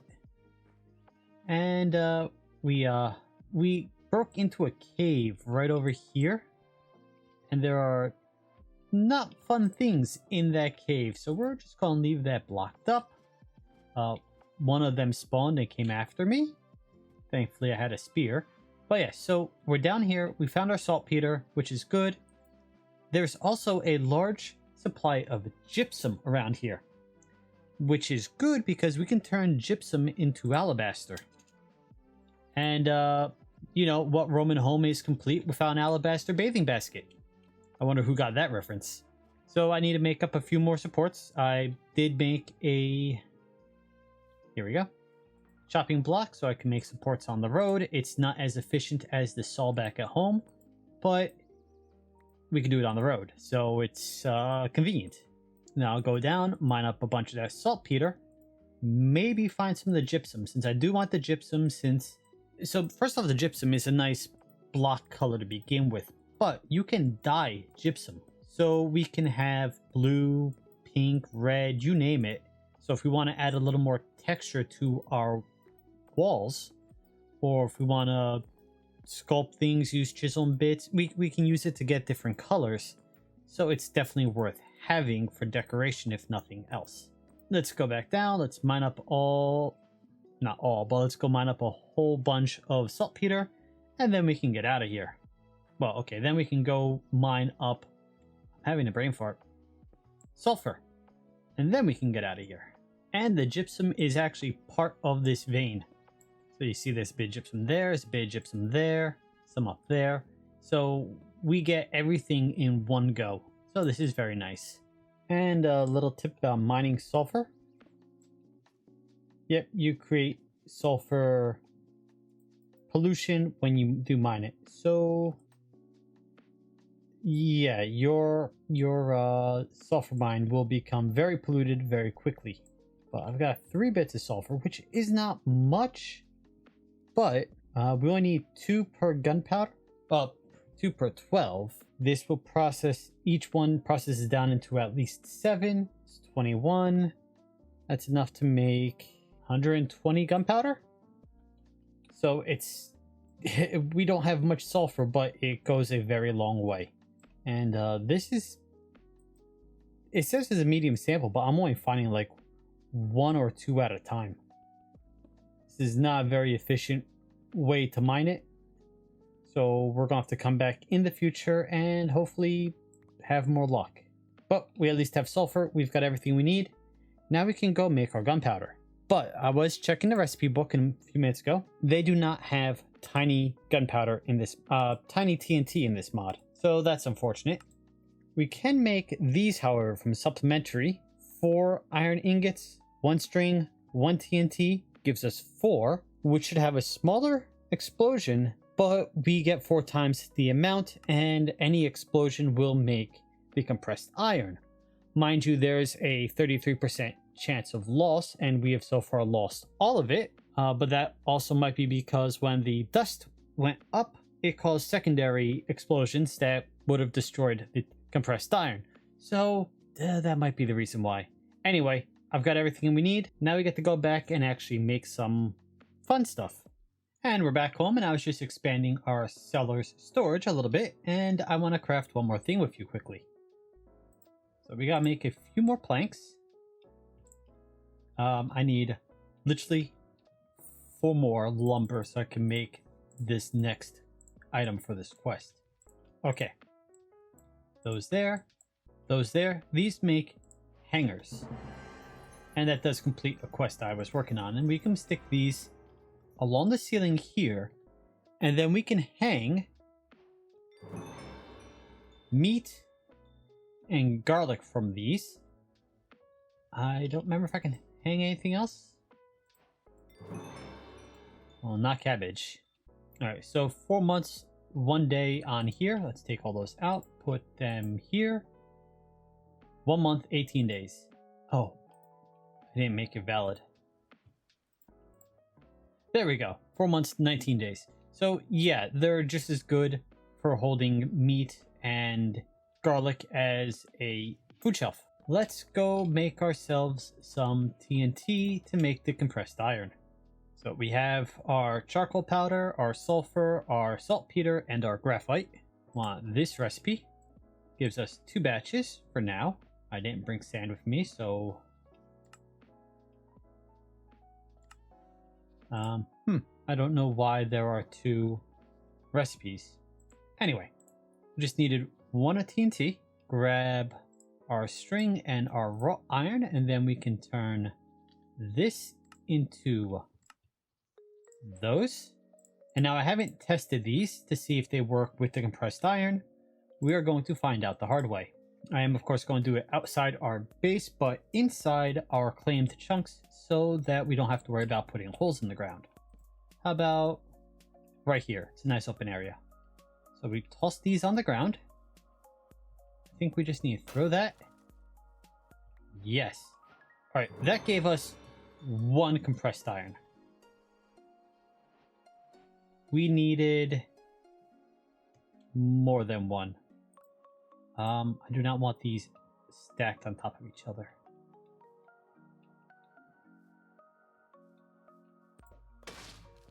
There we go. That gives us 4. And I think that is all we need to make the heatsink. That takes 4. That takes 4. Each of those is worth 4. So yeah, now we have to weld these together, hammer them down into compressed sheets, and we can make the heatsink. I am still a long way from making this blast furnace. I need 10 sheets of steel. I have the steel. And then I need to make an additional 8 ingots of wrought iron. But there we go. We now have the compressed iron. We can make the heatsink. And so next episode, we can actually get the smeltery up and running. Or at least the starter smeltery. And we can get started on Tinker's Construct, which will unlock, amongst other things, new tools and new armor. But I think it's going to be it for today. So thank you for joining me today. I hope you've had a wonderful day, and I will see you next time. Later. Hello there, and welcome back to TerraFirmaCraft HardRock. I hope you're having a wonderful day. So I just got back from my run, but before I went out on my run, I went and found some lava so we could finally fill up our drill. And as you can see, I've put it to a bit of use. So how about we jump back in time by about 2 hours, and we watch me get the lava and test out the drill for the first time. Alright, we're a little ways under our base. It's right over there, 200 meters away. And there was a water passage that led to lava. I have been dodging skeletons and zombies while down here, but let's try this. So we've got the drill in our offhand. Pick up the bucket of lava, cue it into the drill, and now the drill has 100 units of lava and 1600 units of water. So we can just do this. I want to be careful. I don't want to accidentally throw my bucket in the water. Buckets are expensive, as you remember watching me make it. 15, 16, and then let's grab another bucket because we need to make obsidian, and then we need to mine the obsidian. I'm gonna need, is there any obsidian over here I can show you? No, I'm not seeing any obsidian. There might be some over there, but we're not traveling any further. But obsidian requires at the very least steel, but it might require blue steel, or black steel. I don't remember. So we're gonna need steel to mine the obsidian. And well, we have the portable drill. Let's get my torch in my hand so we can actually see. How well does this work? Okay, so that's not how it works. Right click, no. Right click places the torch. I want to left click. Okay, so it acts like a pick. It doesn't do any special drilling animation or whatnot, and it does use 2 units per. Is that 2 per? That time it was. That was 1. If I stop.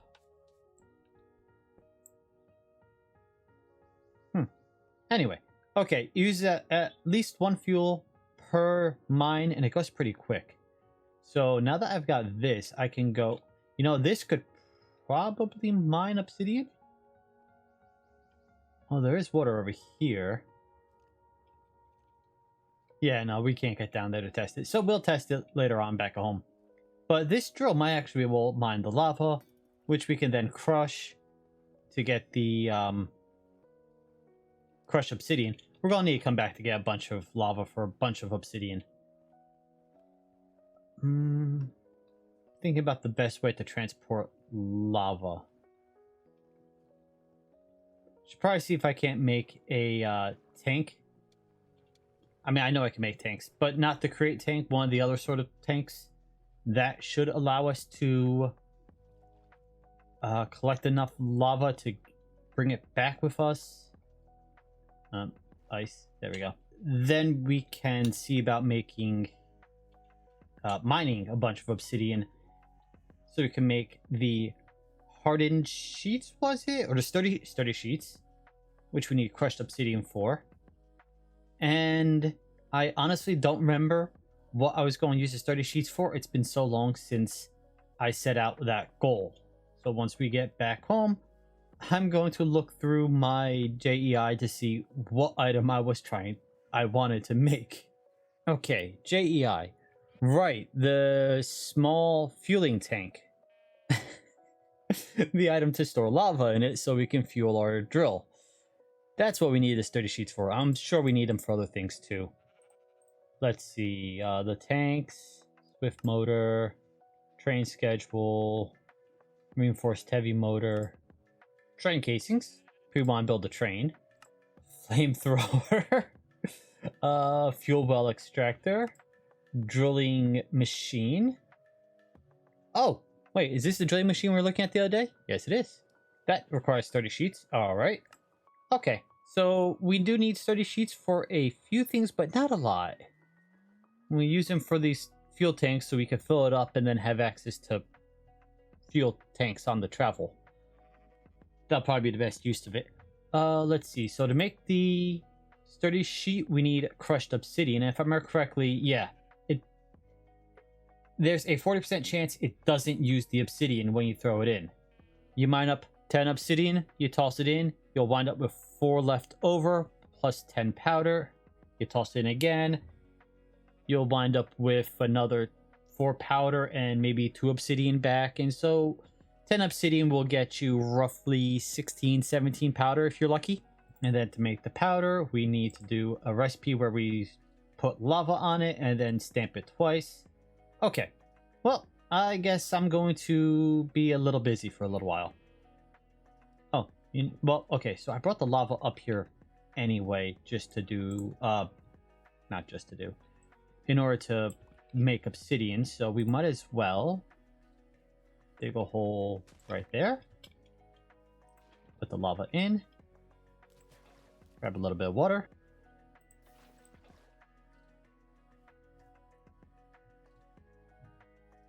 Okay, so the drill does not count, but our steel pickaxe does. Okay, so we need a steel pickaxe to mine obsidian. The drill cannot mine obsidian.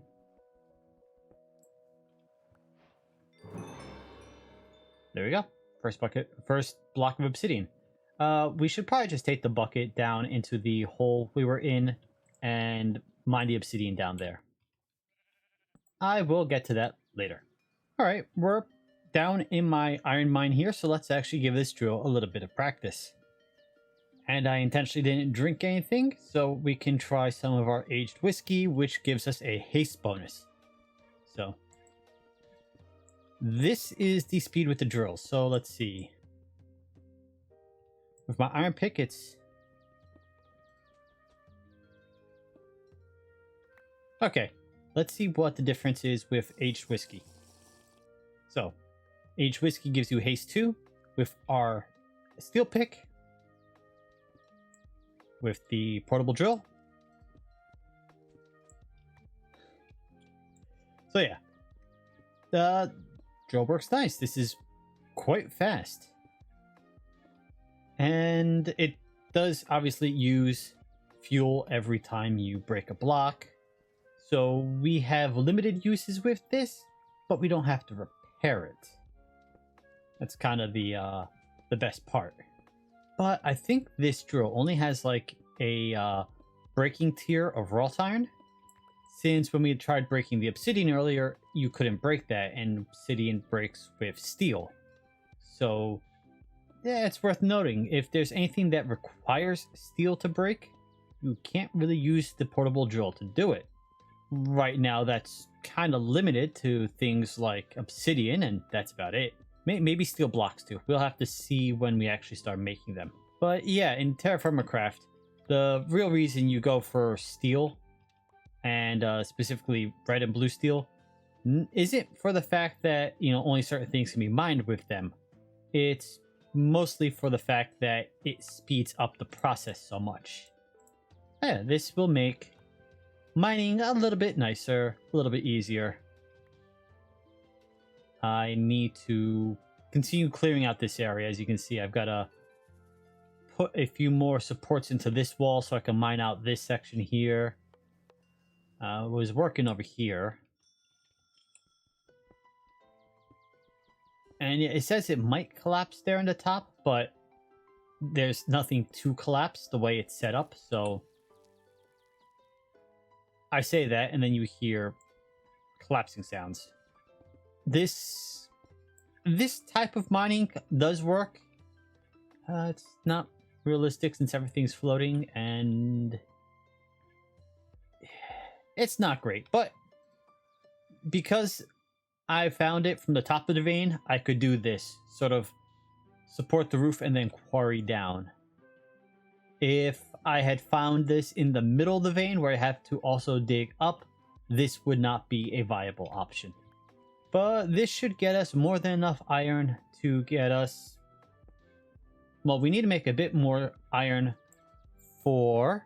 Which was it? Oh, okay, we need to make the blast furnace.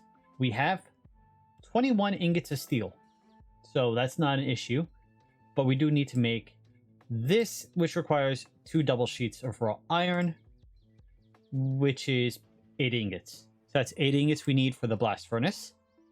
To make the seared... Sorry, to make the heat sink, we only... Sorry. To make the heat sink, we need iron bars. Iron bars we get by tossing an iron sheet on an anvil. I thought I could do this in the rolling mill also. No. Okay. So we need to make some iron bars, which is a double sheet. Sorry, just a single sheet on an anvil. So that means we need 10 iron ingots. This requires seared bricks and fire clay. We have that.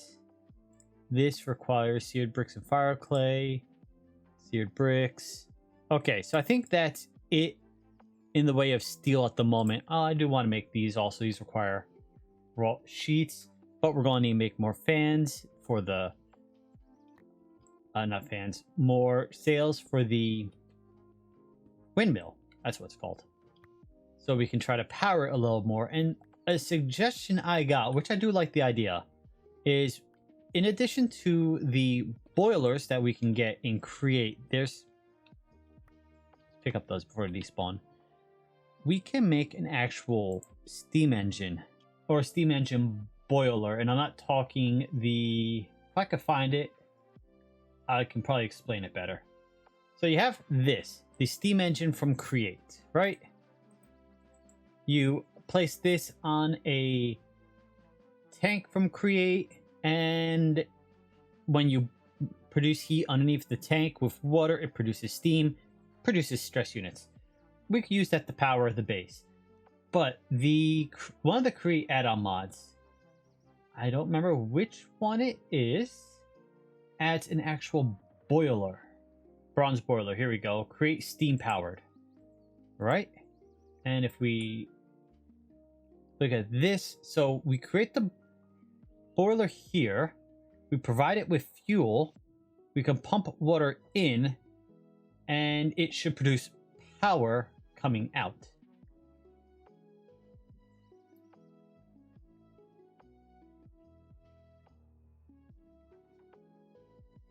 So the rough idea is what we should look to do is have the windmill powering this here and this here. I think this one needs to be powered externally. So we have the windmill powering the water going into the boiler and the power the steam coming out, and then the actual steam produces energy with which we will power the base. That's the current plan. I don't know how well it will work, but yeah, I think that's what I'm going to aim to do. How are we doing on power? You know what? This will last us a decent amount of time. Oh, and here's a tip that was actually told to me last episode. I never knew.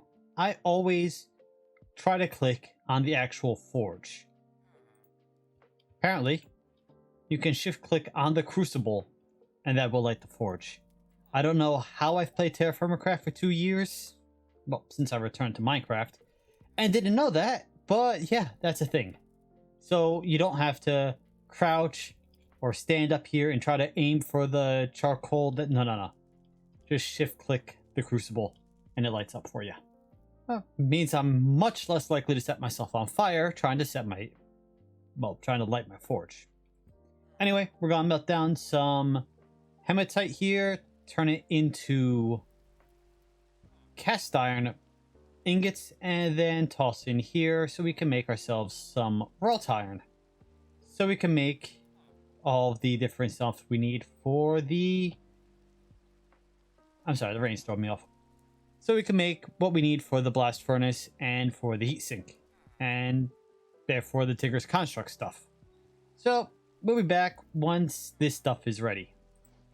And I'm just cooking down all the seared bricks. I'm definitely making more than I need right now, since I've kind of filled the crucible. But you know what? Get them all done now. I won't need to do them later. And I don't think there's any need for the grout otherwise. So yeah, it's pretty easy. Put them in. They melt at 600, which means this is twice as hot as it needs to be. But you can't really make it cooler using the channels. So I just gotta wait for these to cool enough to pull them out. And that does take a long time. Unfortunately, these don't have an interface that you can click on to see how hot they are. But yeah, so toss the... There you go. They just cooled. Toss the grout in. Click the channel. Fill it up just like everything else, and then drain everything out.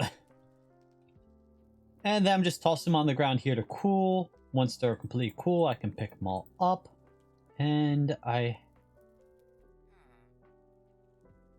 could have sworn I put some on the wall. I guess I put them all in here. Anyway, that's how we're making our grout into seared bricks. And then once we have all the seared bricks, we can start making the actual smeltery stuff. We want to make seared faucet. We need to make the seared melter. We have the fire clay up on the wall. Yep. We need to make that. This. We need to make the heat sink still. So once this iron is done, I will turn it into raw and then go turn some of the raw into the bars we need. And then we can finally get the smeltery done. Now that I no longer need glass in order to make the weather control station. But I'm sure I need a smeltery for some other things. I forget what I need right now, and I'll probably remember after I cut away. And this is taking so long, I've actually spent the last...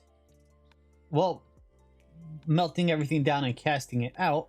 I've spent the time editing the video up to this point. So, you know, up to now, I'm already done editing. Which is nice. Lets me know how much more I have to record or how much more to record. I am burning through a lot of coal though, because the smeltery, the bricks have to cool down so much that that you end up like using up 1 coal per 4 seared bricks. So I should really see about making some more mold tables and filling up the wall back here so I could just like make 20 at a time. But I don't have that much fire clay. I do have plenty of kill I have to process down. I do have graphite, so I could if I wanted to. I don't really want to right now. It'll probably make life easier if I just did it, wouldn't it? Yeah, okay. I think I need 5 per channel. Okay, you get 4 channels for 5 fire clay, and you get 1 mold for 5 fire clay. So I would need 25. I think I have 16 up there. I need more clay. Remember how we were having issues with the getting the power to transition through blocks so I could power this thing down here? Yeah, I was told the solution by Bartram on my last episode. And so let me show you how it's actually done, because that will make life for... Oh, I did that wrong. Whatever. There we go. It'll make life easier for not only me, but for anyone else too. So let's break that. Let's break that. And break that. Okay, so I wanted to put... Did I pick up any of the stuff I broke? I don't think I did. Yeah, okay, all the relays went down there. I think I want the connectors. So we put that there. Let's mine out these here and break our feet. Put that there. Put that there.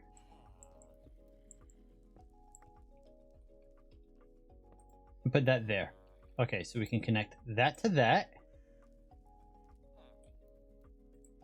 That to that. And that to that. That has power. The rest of it doesn't. So, what you're supposed to do, and it doesn't say it's in the book, you're supposed to right click the block. Ah, there we go. Right click the connector with the hammer, and it is now a feed through insulator. And so is the block. And now we are providing power through the blocks, so it runs a little bit better. That's how you're supposed to do it. Not the way I did do it, or at least couldn't figure out how to do it. So there you go. You need the engineer's hammer. You right click the connector with the hammer when you have a block, when you have a connector on either side of the block, and then it will work for you. And since I'm using the furnace right now anyway, and I need to, I don't want to waste coal, I'm making the wrought iron and the compressed steel. So the steel we compressed last time, we have to turn it into a double compressed and then go compressed sheet.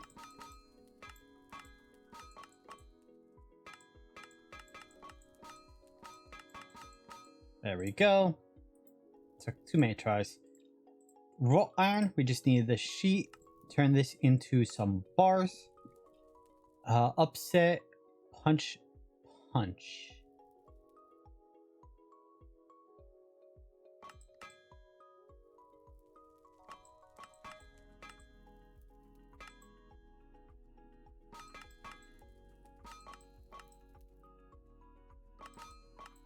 There we go. So that gets us our iron bars. Those are done. We cannot make the gold right now because I can't melt the gold while there's still seared stone in there. But we have just about everything else we need to make this. All right, I need to turn all of this into wrought iron also, so I can make the casing, and then I need to make steel sheets. So I guess I'm nowhere close to as done as I thought I was. Okay, now we've got the last batch of seared brick casting out. We can start melting down the gold, which will be very quick, so we can then turn this into the gold sheets that we need. We can also pull out this wrought iron. We need to combine this, where was it? Into... Okay, we just weld it, so we don't need to do any recipe with it. So that gives us the metal barrel, which is apparently heavy. And with the metal barrel, we then have to just click a hammer onto it. Okay. Put that down. click a hammer onto it. Now it's a fluid output. That gives us 2 ingots of gold. I can't do anything with it yet. So next I gotta melt down the... not melt down. Take the steel and start turning this into sheets. Waiting for that to finish. Alright, seared bricks are done. We gotta pull 2 of these molds out so I can cast the gold. There we go. We are making sheets, right? Yes. I want to double check before I do something wrong.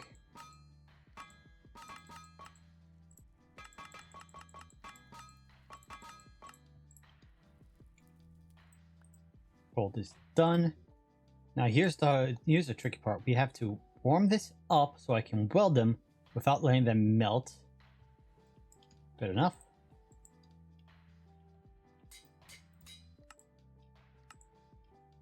Turn this into a sheet. There we go. And now I can rescue... Nope, there's no coal left to rescue. Okay. Let's make heatsink first. So I have everything I need for that. Alright, we can toss that in there. We need those. We need smooth stone. And we need the fluid tank. Or fluid outlet. Raw stone. Alright, well 3 raw stone and a chisel will turn it into smooth stone. And then we have everything to make our blast furnace.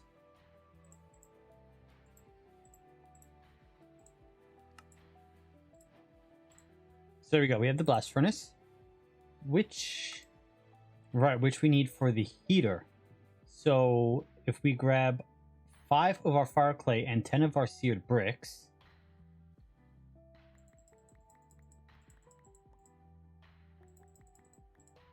We can run over to our deployer. Oh, our guy climbed back into the gyrodyne.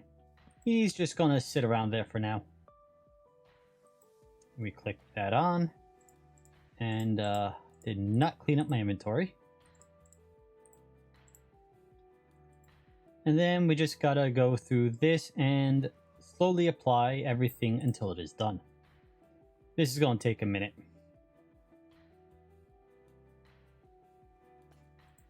And this last brick will be that. Boom. Now we have the seared heater, which is the first of the 2 parts we need to make the Meltery or Melter. This next one, I need to make a seared fluid gauge, which is any glass plus seared bricks. I need to make more glass. That's easy enough. It means I gotta turn the forge back on. I wish I knew that before.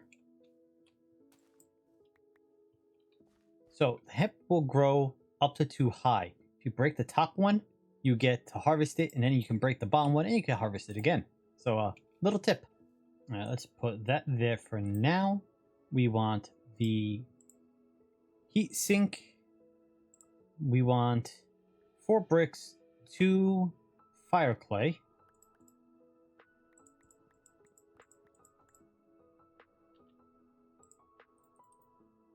I did say 4 and I grabbed 7. Well, I need an extra one anyway because I need to make glass. 4 bits of glass. Toss that in here. Okay, nothing else is in there. I don't have to worry about it. Relight the forge. And melt the glass down. Then we can finish this. And then the project I've wanted to do for like a month will finally be done. Alright, we got our glass, so now we can make the seared tank. Which we then have to plan out. Let's see, brick, fire clay, brick, heat sink. Doing it this way just makes it easier on me when I'm loading up the deployer here. Once this is done, we will have our smeltery. which means that we'll be able to take TerraFirmaCraft metals, raw iron, for example, and make vanilla Minecraft blocks like the iron block, the gold block, which means that we can then use that to make some of the recipes that require a full block of metal. The the drilling machine here requires blocks of brass. You can't make blocks of brass, say that 5 times fast, in TerraFirmaCraft normally because you cannot make a block. You can only make sheets. With this now, we can smelt down the ingots or sheets or whatever we decide to use. Or we can even alloy directly in this thing. Shift click it on. And cast it out into a basin. We want to make a seared casting table. We're going to want to make a seared faucet, seared channels, and I am missing seared ladder. I am missing casting basin. Okay, so we have 30 bricks on us. We can make the casting basin, the table, faucet. Oh, sorry, those are the channels, and the faucets. And what does the... No, we don't need a seared heater. Faucet connects to the drain. They changed the recipe on the drain a bit. I'm going to make more of these. I don't have them available for me right now, so that will wait. But what we do is we place that there. We should be able to place that there. I haven't used the melter. I usually only use the full Meltery system, which takes a while longer to make. It's a lot bigger. But we put a heat source in there. We put whatever we're melting down in here, and then we can cast it out into the basin or the table, depending on what we want to make. I'll stick these over here. Oh, hey look, we completed another quest. Ah, this one here. The Seared Bricks, which unlocks alloying, which is here, which probably wants us to check out the Tinker's Construct manual. There we go. Yeah, the Tinker's Construct manual. Here we go. Introduction. This stuff really hasn't changed, I don't think. But so you can make some really cool tools. Matlock is a shovel and an axe. Pictes? What is this? Dirt and stone mining tool. Okay. Crossbow, flint and brick, cleaver, broadaxe, excavator, digs in a 3x3. Vein hammer mines up to 2 blocks away. You got all these different armors, tinker's goggles.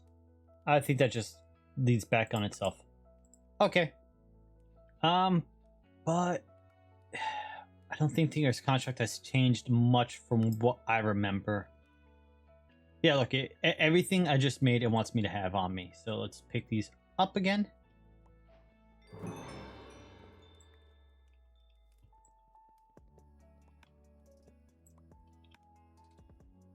And that should be that quest. Yep. And then the big smeltery. Alright, this is just what we used to call the smeltery. They've changed the name a bit. We're going to want seared bricks, smeltery controller, chute. We're not going to worry about that right now. We can make casts. These consume the item to make the cast, and it also takes an ingot worth of gold to make the cast. So you gotta use quite a bit of gold to make all that, but it's not that bad. Yeah, well, that's a smeltery and everything. Just gonna leave it here in the corner for now. So that's the melter done. We can also apparently make a alloyer. The melter does not allow you to alloy metals, it looks like. Looking through, everything is just base items.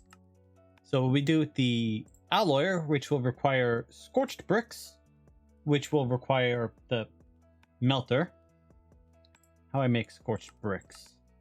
Netherite grout, Yes, okay, and netherite grout requires soul sand and magma cubes plus fire clay.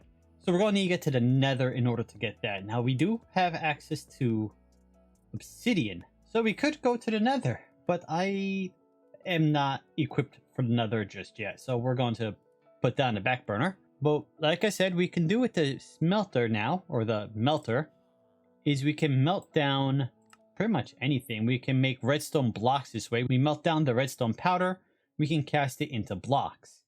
Now, I don't know if I really have a need currently for redstone blocks. So there are things here that could use it, but as I said, I don't think we need it right now. But that's just one example. As you see, we can make the brass block by... So we melt down the brass in the smelter. Smelter is the big structure. And then we can cast it out in the basin to make us the brass block, and that's what we need for the drill. But that's not quite my goal right now. What I'm going to do next episode is, and I'm going to have to go collect quite a bit of resources. We need to make another metal barrel and a whole bunch of bronze. For the bronze burning chamber, we're going to need 8 ingots of bronze. For the bronze boiler, we're going to need, that's 4, 8, 16, 18 ingots of bronze or brass, plus some fluid pipes. And then for the bronze steam engine, we're going to need another 8. And this steam engine, how does this work?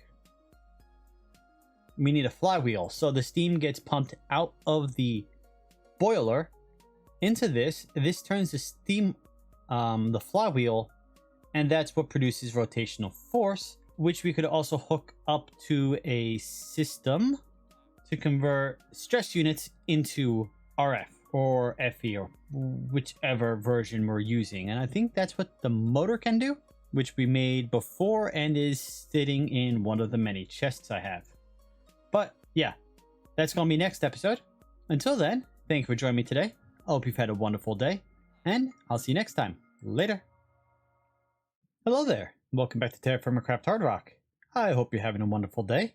A little while ago, I got asked by someone if I could show more resource collecting on screen. And honestly, resource collecting is one of the most boring things to do in Minecraft, especially when you're doing a lot. And I need to collect up for the bronze flywheel, the burner, the boiler, the steam engine, and if we want to make the drill too, over 104 ingots worth of bronze or brass. Most of them, bronze or brass, can be exchanged interchangeably. But I've actually got a bit of a story I can tell, so we can kill 2 birds with 1 stone. So let's take our portable drill. Let's mine ourselves some rocks. Let's drink some of our whiskey so we can actually mine just a little bit faster. And yeah. So story time. I used my pick by accident. As maybe you know, I've been training for a marathon, and most of you don't watch my vintage story episodes, so you wouldn't know what I was saying in that. I had my long run this past weekend. I do a long run every weekend, but this past weekend I was supposed to do 25 kilometers in one go. Unfortunately, my legs gave out on me after only 21.5 kilometers, which is a half marathon.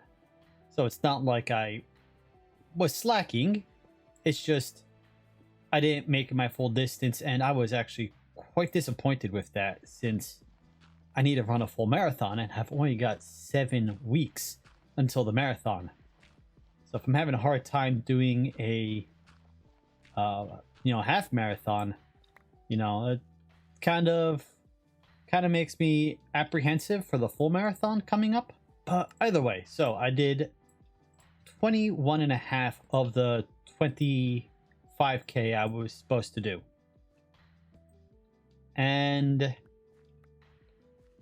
so I'm upset. I look at my actual stats though after I run, because I use the Runner app. It'll track how far you run, your pace, all that good stuff. I broke 3 of my personal bests this past weekend. And not by a little bit either.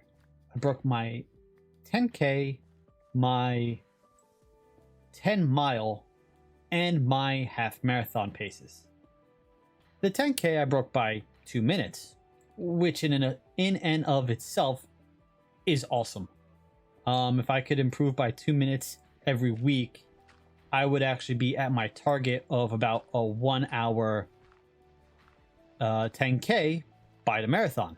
So, 2-minute improvement is amazing.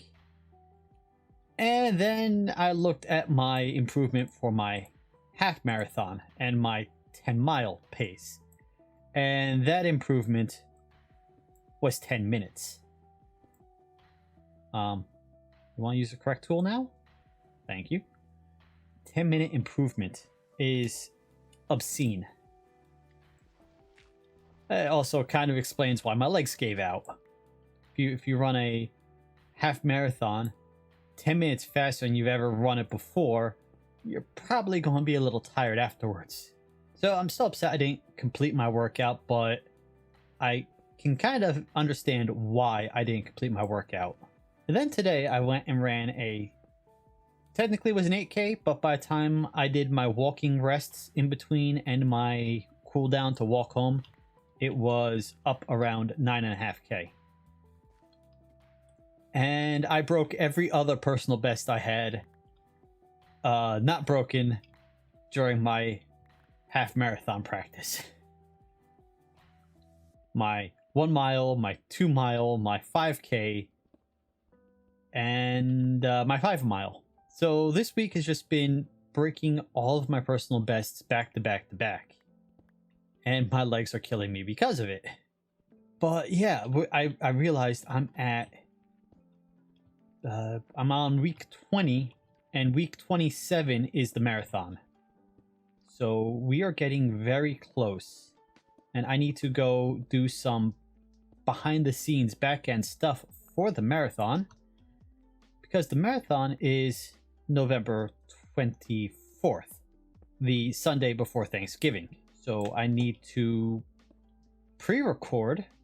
I'm not going to do it now, obviously it's still over a month away, but I'm going to need pre-record for that whole week between the marathon, which is going to take up my entire weekend, and then Thanksgiving on the Thursday. I am going to have almost no time to record and edit, so I gotta start playing that.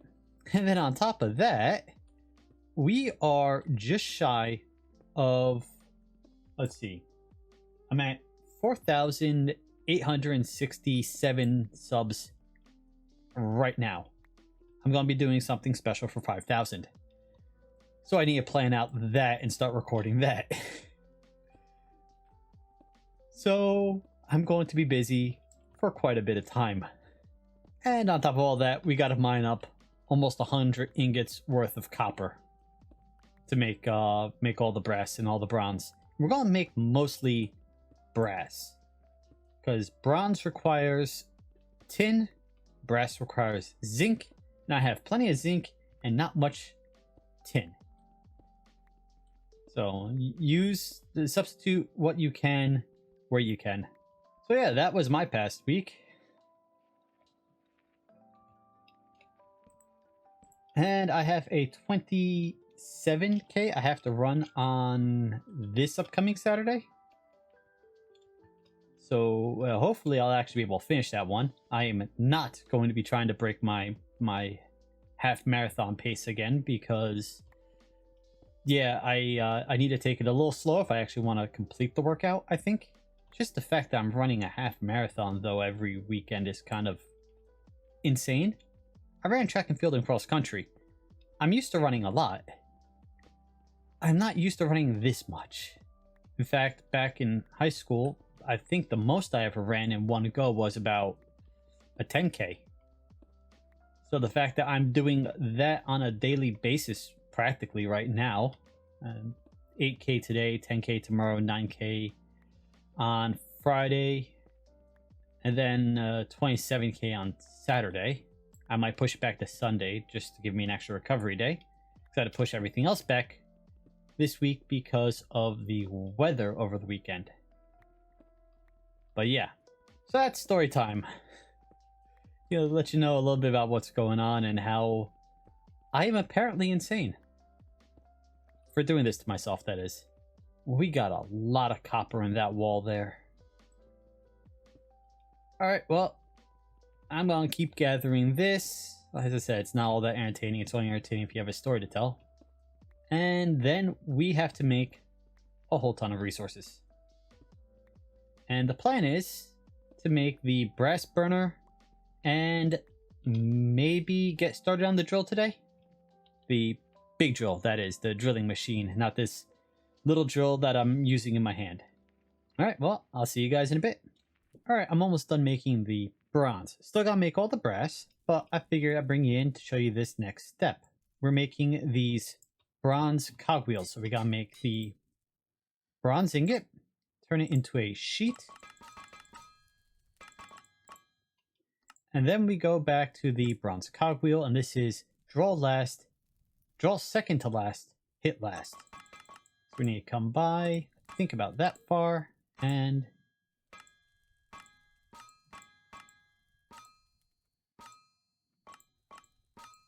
naturally, I had it fine last time, and then I tried doing it on camera and I mess up.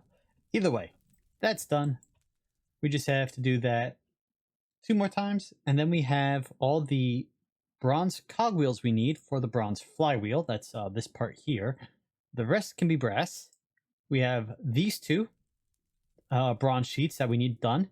We have the metal barrel done, and everything else we need can be brass, which saves us on tin, because like I said, I don't have much tin.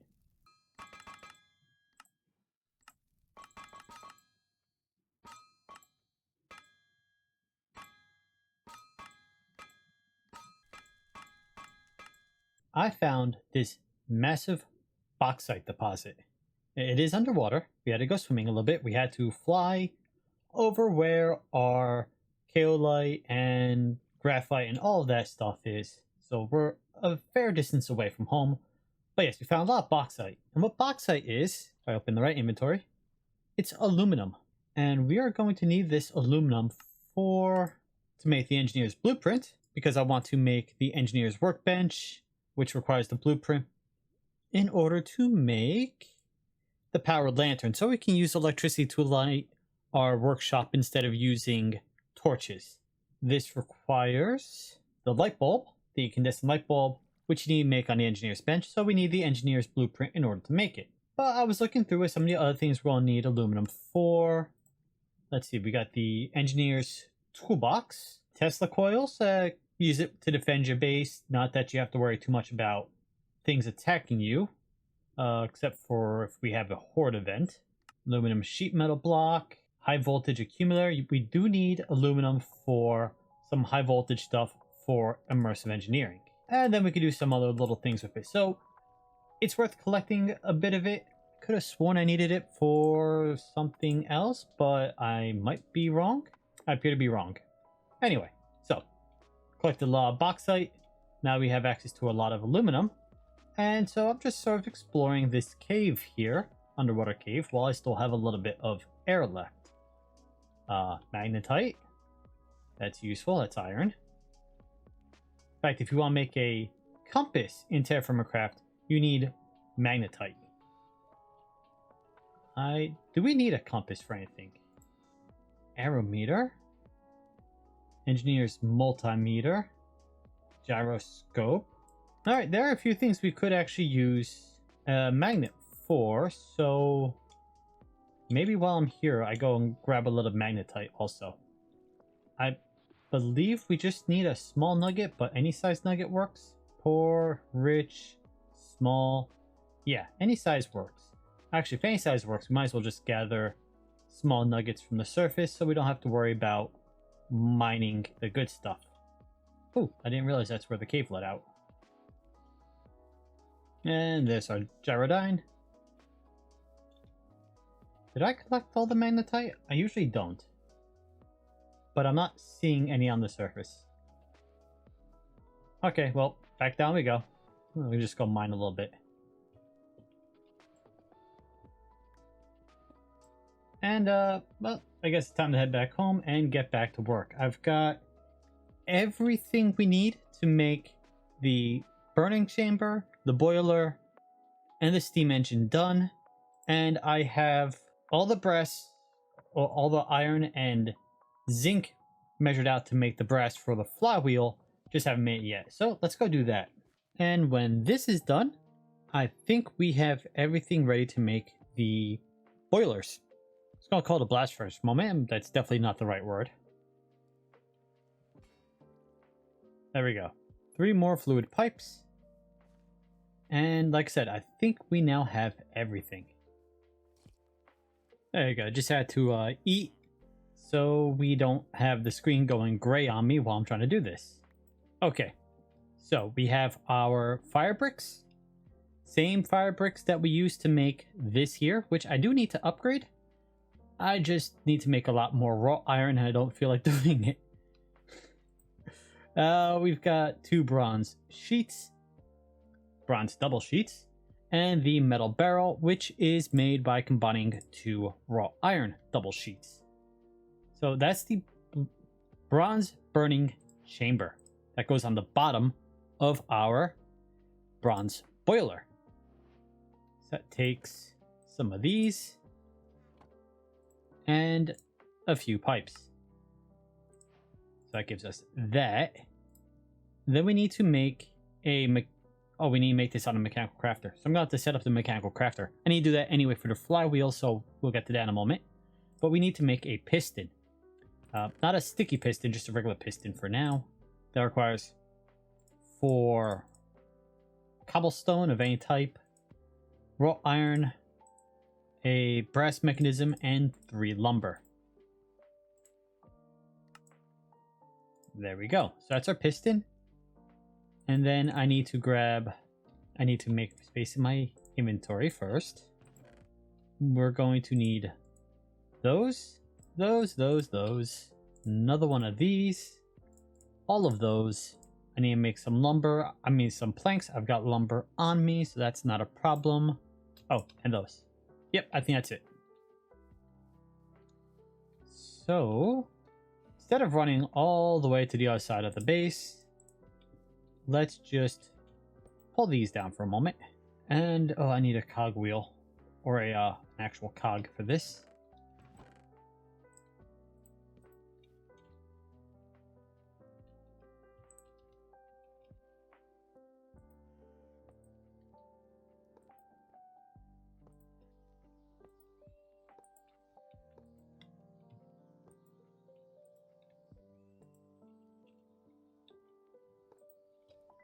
Alright, because this power is intermittent, it will take a little bit longer, but that really shouldn't be much of an issue. We need sheets, and then the other sheets on one side. We need those. We need 2 of those. And apparently I did not grab the crafting table.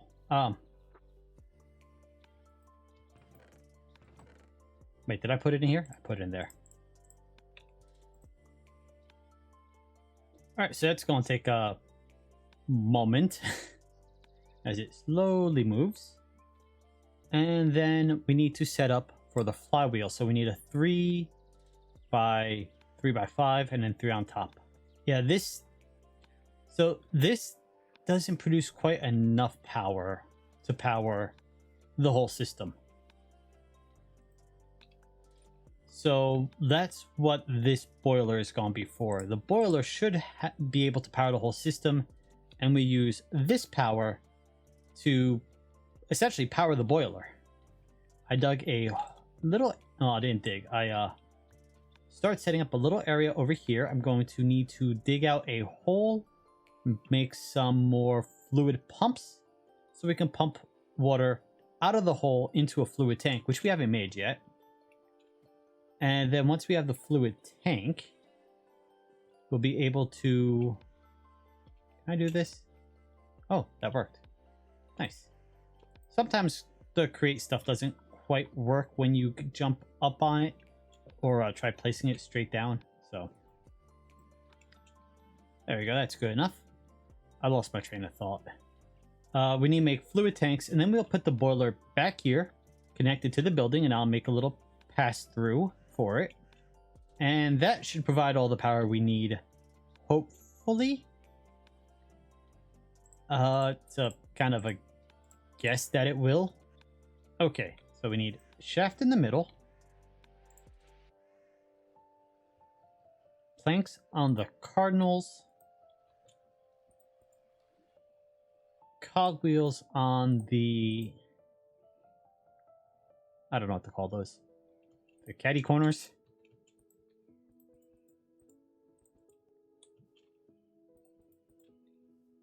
And there we go. That's going to make the flywheel. As I was saying, we're going to put the boiler... And we can pick this up and move it around when I figure everything else out. But if we're going to have the water source there, we're going to want to have pumps leading into a water tower, little tank. We're going to want pump to pump out of that and into our... We're going to have a burner there, our bronze boiler there, and we're going to have a steam engine there, maybe the other side. There. Means I'll have to make this bigger, not a problem. Then we connect this bronze flywheel. That's not correct. Maybe it needs to go like right there? Yes, it does. Excellent. Okay, so yeah, we're going to have to expand this a little bit bigger. But then what we can do... How do we provide power to that? Do I just... Okay, well, we're going to try something. I'm going to hopefully not cause any explosions with this. Typically, if you feed energy to a boiler without water to cool it, you, bad things happen.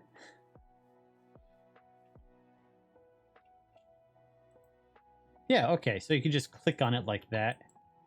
And I cannot use the wrench to pick it up, so I had to break with my pick, but there we go. So that will provide heat to the boiler, which will boil the water, pump out the steam. Wait a minute, I think I did something wrong. Yes, I did do something wrong. I need to provide a fluid pipe coming out of the boiler into the steam engine. So this needs to be expanded a bit further that way. Okay, well, we're learning. And then we can take the power out from here, feed it into our system over here, and that should hopefully provide everything of power better. This cannot be the final setup. I need to rearrange stuff a bit better, but you get the idea. Maybe if I do it long ways, means I'll push out this further. That might work better. Unless we have this, like, here. And then it feeds directly into the system. That might be a better play.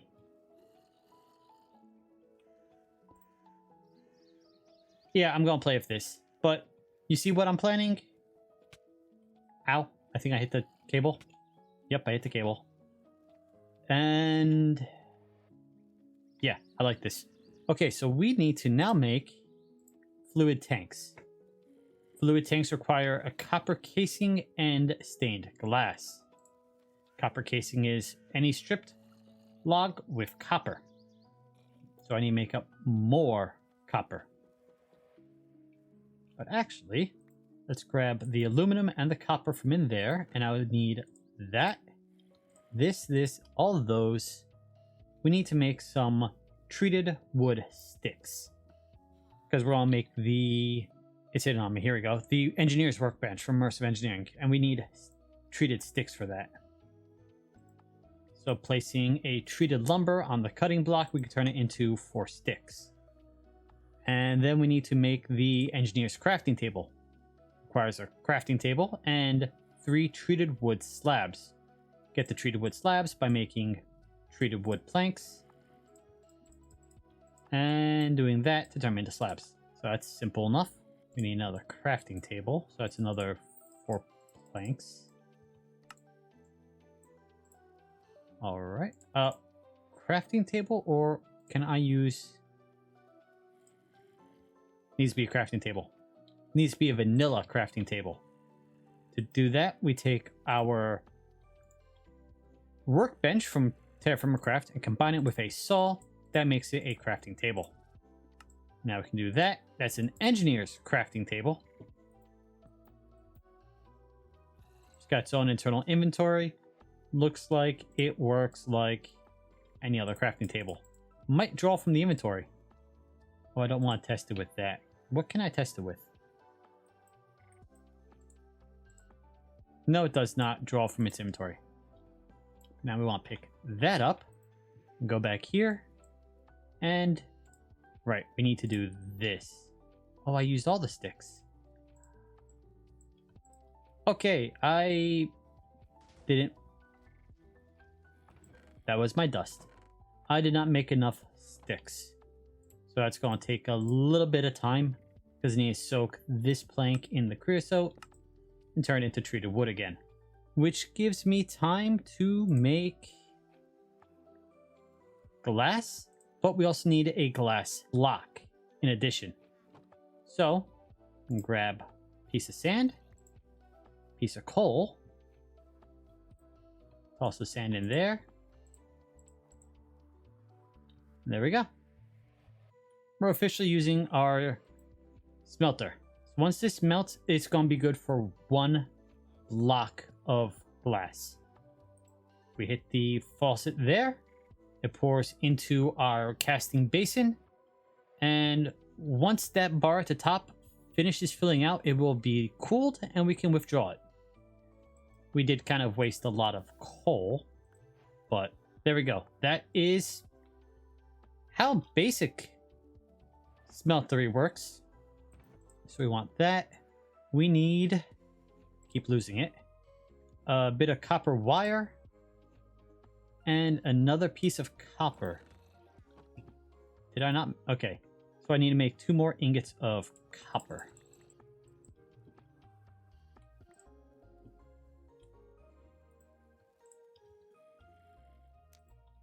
All right, we'll be back once I actually have the rest of this stuff done.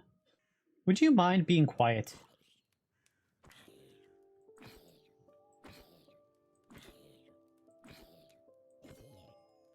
Thank you. Okay. Finished making the copper wire. The glass is done. Let's finish the project we're working on. I needed 6 treated sticks. I initially made 4 because I cannot count. Apparently. Can do quantum mechanics. I can solve 2-body physics problems. 3 bodies too difficult, but I can do 2 body. I apparently cannot count how many sticks I need to make a crafting table. Okay, where are we at? Those, that, and that. So that makes us the engineer's workbench. I'm running out of space. Good enough. We need some... what did I need for the blueprint? I need blue dye. We made some of this the other day with some grape hyacinths. We need paper. I need to make paper. That's papyrus. There's another way to make paper. Paper pulp. Sawdust plus glue equals pulp. I need 3. And then for the actual light, I can either use paper or I can use bamboo. We're going to use bamboo since it's cheaper than paper. Okay, 2 glue, 1 ichor. The ichor should be good enough. We need sawdust right there and a little bit of bamboo. I was going to make something else with this barrel of water here, but it can wait. We'll do that next time.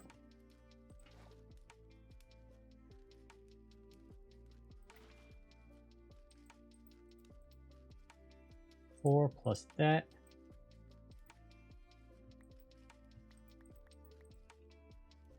Does the ichor not work? Oh, the ichor doesn't work. Okay, we need lye. And we need bone meal.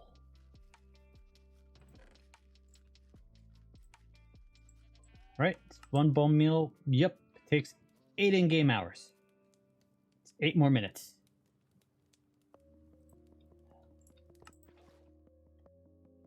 Oh wow, it's taking so long. My character needs to eat again. Then we also need more blue dye, and we're going to go grind down another purple hyacinth to finish this off. So, once again, I'll be back in a few minutes. Nice thing that was pointed out to me last episode is, so the hemp grows too tall. I don't think it grows any taller. But if you only harvest the top, granted, you only go and get half the harvest, technically. But, I must have clicked downward. But this will regrow much faster. It works very much on the same premise as sugarcane and bamboo and cacti in vanilla Minecraft. So you just leave the hemp at this stage. It will grow a top. You can harvest the top, and it grows much faster than replanting it and waiting for it to grow to its completion again. It means you can also kind of automate this. If you get one of the crate harvesters, you can go across the top and you don't have to worry about replanting or anything. You just collect the top, output it to a chest, and you can automate it. Anyway, the glue is done. So now we can run back in here, pop that in, make our last paper pulp. Shift click to get it out because I always forget that. Now we have to run back over to the water mill area because we need to use the press. Paper pulp on depot. Press will right now slowly. When we eventually speed this up, it'll go quicker. Presses down, turns it into paper. Now, running back to our workshop, we can actually finish the blueprints. Okay, that goes there. Engineer's blueprint. We can then toss this in here.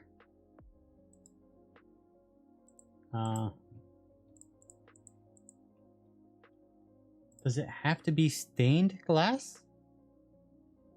Wait. No, it says any glass. Copper ingot, glass, bamboo. Don't need the hammer, do I?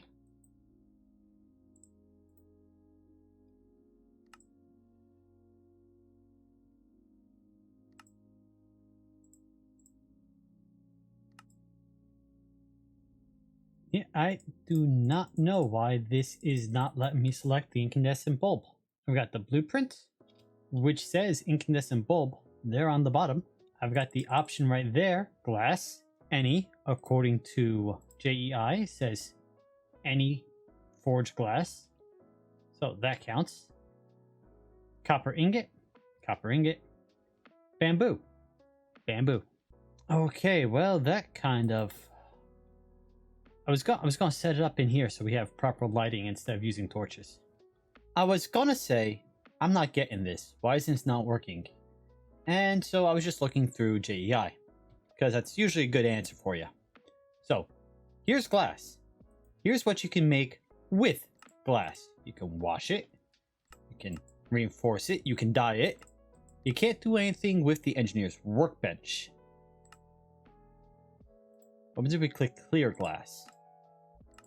There's the workbench, and there's the incandescent tube. So let's take the glass and let's go wash it in our washing system over here. And that should work. By the way, the last clip, yeah, I spent 8 minutes looking through that book trying to figure out why it wasn't working. And it didn't tell me anything. There we go. Now it's clear glass. There we go. We now have our incandescent bulb, which you can stick one right there. We want wire, glass panes, and a bit of raw iron. Powered lantern. If I put this there, I'm going to need to get another cable to run from there to there. Can I run 2 cables off the same connection?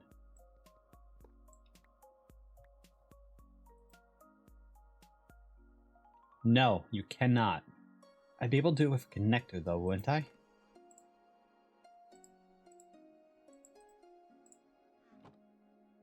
I mean, I still need that to be a pass-through.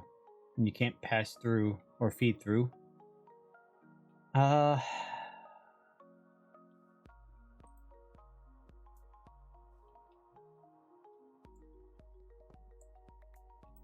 That there. Feed through again. Connect that to there. And that can go to there. But then I still need another cable to go to there. Oh well, I'll figure this out later. But, well, let's actually just show it. That needs to be higher. There we go. Now we can get rid of our torches. And that's not going to be its permanent spot. I'll find a nicer spot for it, but we have permanent lighting until I have to redesign this area here. Alright, but now that we've solved this mystery, I think I'm going to call it an end here. Thank you for joining me today. I hope you've had a wonderful day, and I'll see you next time. Later. Hello there, and welcome back to TerraFirmaCraft HardRock. I hope you're having a wonderful day. We have just upgraded to the newest patch for HardRock. The patch was released, I think, on Sunday. By the time you're seeing this, it will be Friday, so it's going to be almost a week since the update. But if you haven't updated yet, there is a very good post on the HardRock Discord detailing what you need to do to make sure you update everything safely. I have had no issue, so you shouldn't either. But it's worth noting. There have been a few changes though. A few mods were removed, a few added. My shaders were disabled. That was easy enough to fix back. There are new recipes, and there are a few changes to existing items. For example, the backpack.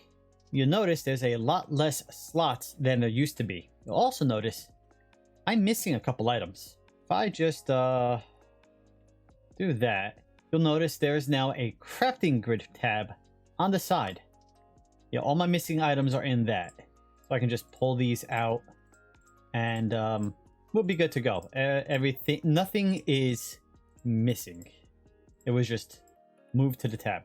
But now we have our crafting grid back, which means that you can craft in your backpack once again. So that's going to be nice. I think it also does work as temporary storage. Yeah, you could use that as storage if you're in a pinch. So that's one change. Another change is, remember the sifter we were looking at 2-3 episodes ago?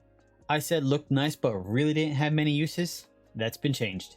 If we look at this now, every single sand block has a recipe in here, and you can get varying resources depending on the color sand you put in.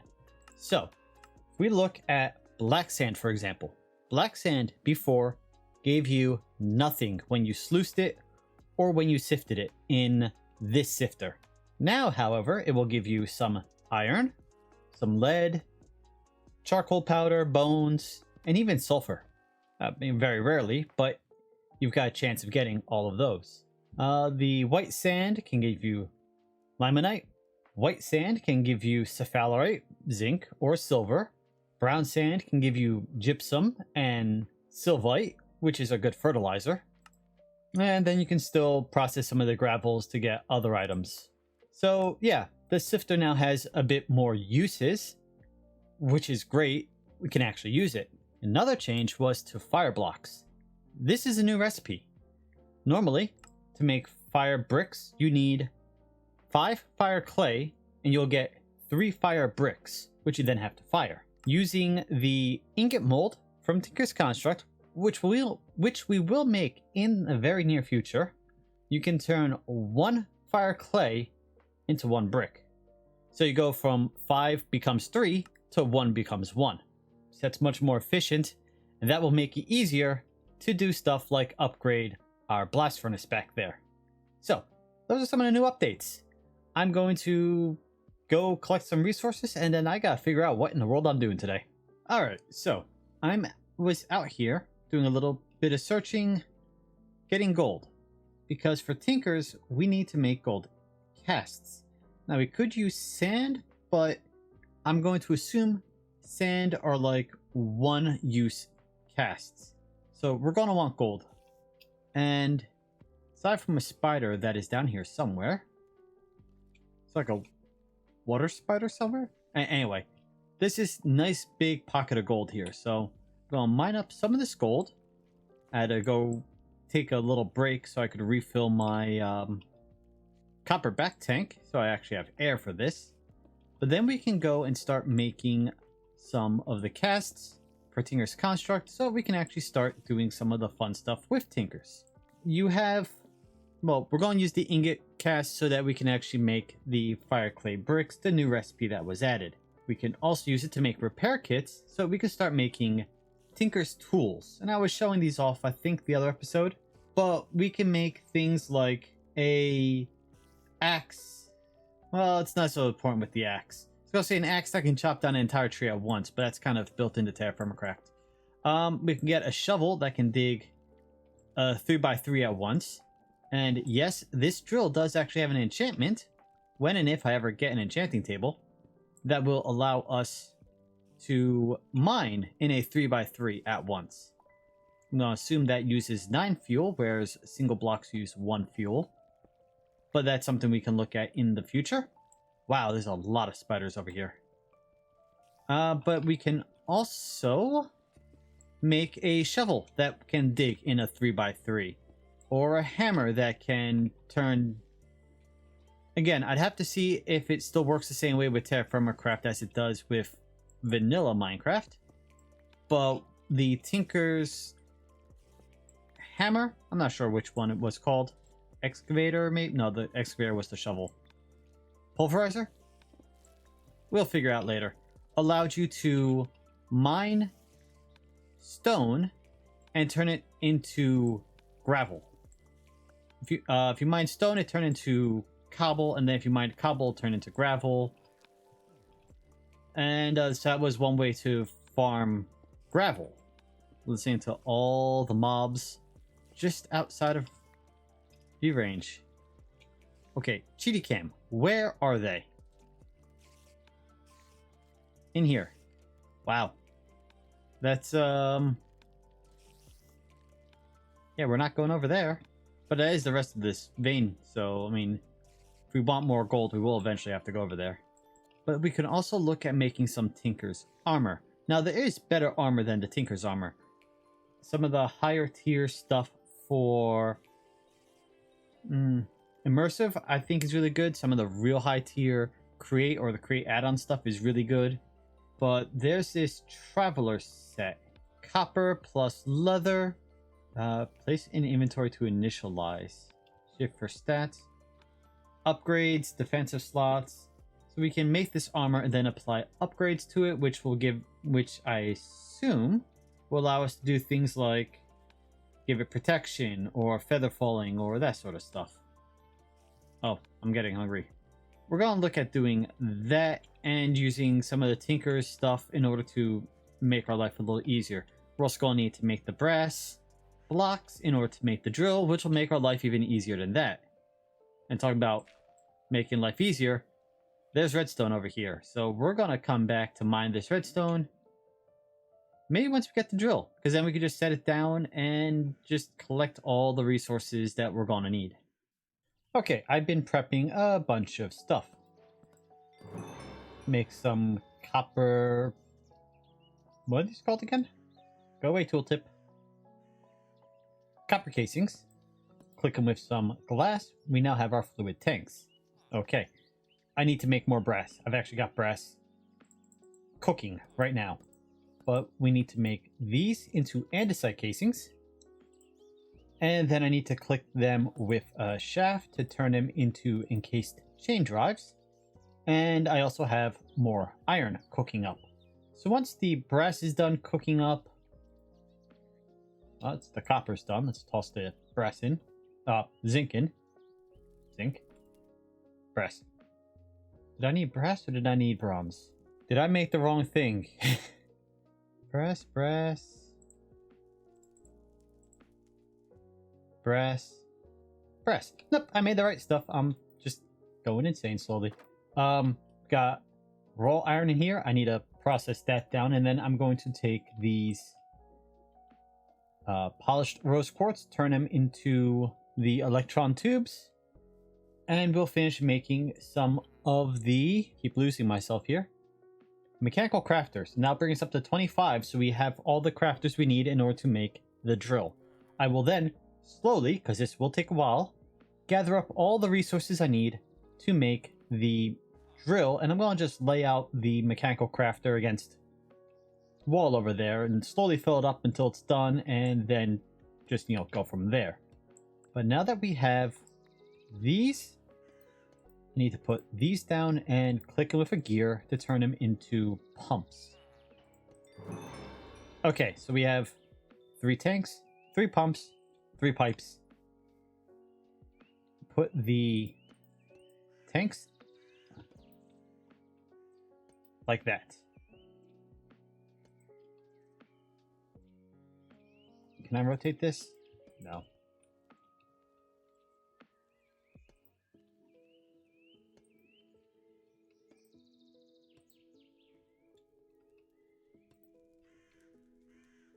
Alright, so that will pump water out and into the fluid tank here. Then I'm going to need a pump going like that to take the water out of the tank, put it into the boiler. And then I need one more mechanical pump to take the water out of, well, the steam out of the boiler and into the engine. And then I need to make another gearbox to go here to feed the power in, but then we will actually have a proper power system. I need to craft a few more items. I didn't make enough pipes. Did I have an extra pipe? I did not. Okay. Well, next thing we're going to do is we're going to take 1 brick, 1 piece of gold, and is it 1 gold or 2 gold? Wait a minute, it might be 2 gold. Okay, it is 1 gold. So we're going to take 1 gold plus a brick and our casting table here, and we're going to put it right here. We're going to put the brick on there. We'll put the gold in there. And then I need to grab 1 charcoal. Turn the heater on. We're going to melt the gold. This is going to be pretty quick. Alright, that's... Yep, 1 ingot. We click this. And now it will turn that into a gold cast. A gold ingot cast. What we can do now is if we put anything in here, say we put iron, we can cast it into vanilla iron. We don't want vanilla iron, but it's an example. We also need this cast if we want to do what I was showing before with the fire clay bricks. So this is going to be very useful for us in the near future. I'm going to want to do that with this rod here, with the binding, and a couple of these others, because those are all used for making the different tools for tinkers.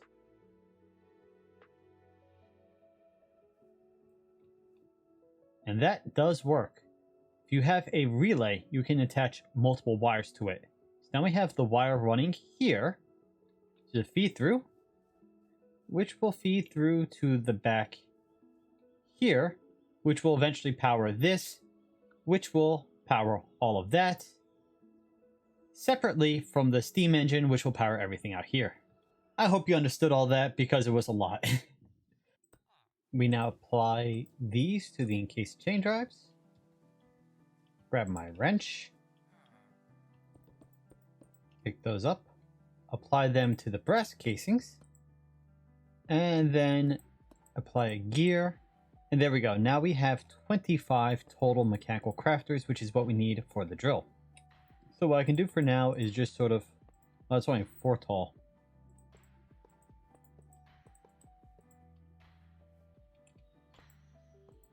Anyway, so we just do this for now. Piling them all up. And as I craft the components, I can put them in there. So we have visual representation of what we still need. Back here, I've done a little bit of stuff. It is very ugly, as all create setups by me are. But we've got the electric motor. This will get the power from the IE fan. Power will run through there, into here, into the motor, which will turn this cogwheel, which will turn these two pumps. I will have to reverse one of these pumps because of how Create works. We'll then go into this gearbox, which will turn this one, controlling this pump, pulling water out of the tanks, which will fill up from this water source, which will go into here. Once we give this fuel, it will pull steam out and into that back there, which will turn this flywheel, which will have power come through a shaft there into here. I do need to make another gearbox to go there. And then this will finally actually work properly. So, this is not going as fast as I thought it would. I think it doesn't really need to go that fast. It just needs to actually work.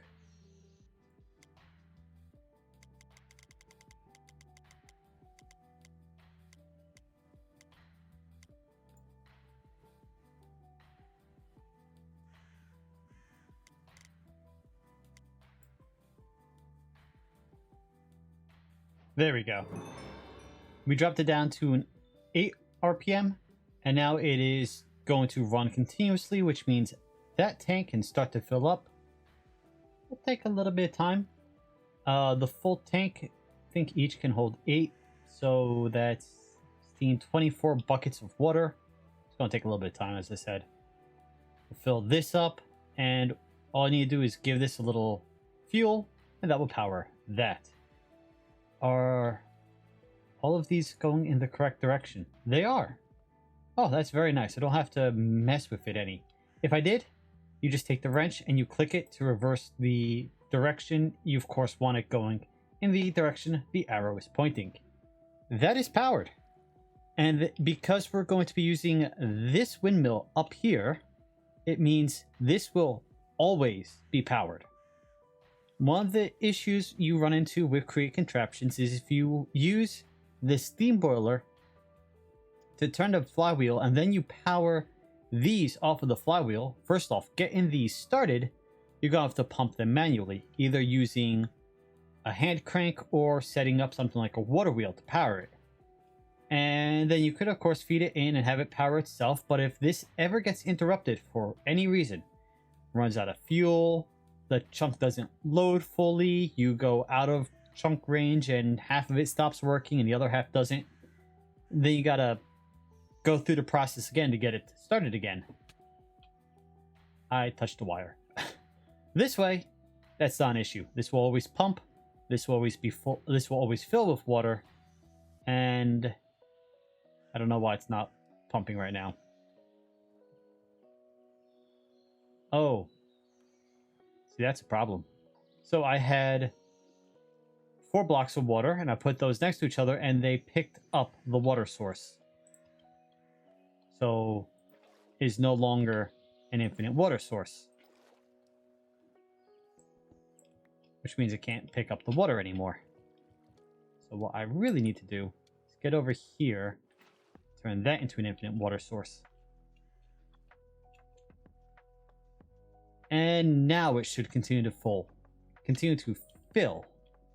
And those water sources, even if they get, even if they absorb the water source, we've got infinite water source there, there, and there. It will replenish itself.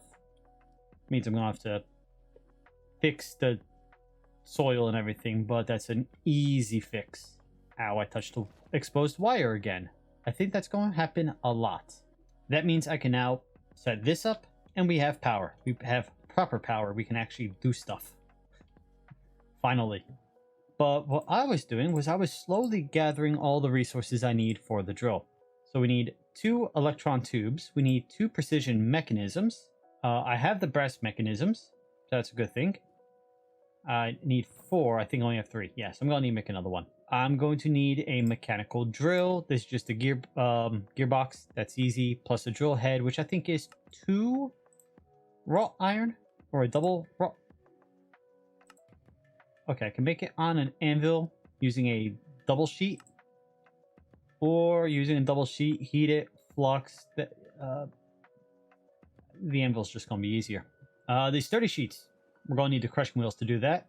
Brass tunnel, we need a brass filter, which means we need another electron tube and an andesite filter, which requires dried kelp. They just got rid of the drying mats, these ones. You can't. So they got rid of these drying mats because they cause a lot of lag. These ones don't cause as much, so you can still craft them. They're pretty easy. You can't craft it that way, but you can craft it this way, which is pretty good. 2 copper rods, piece of glass, 3 fruit leaves.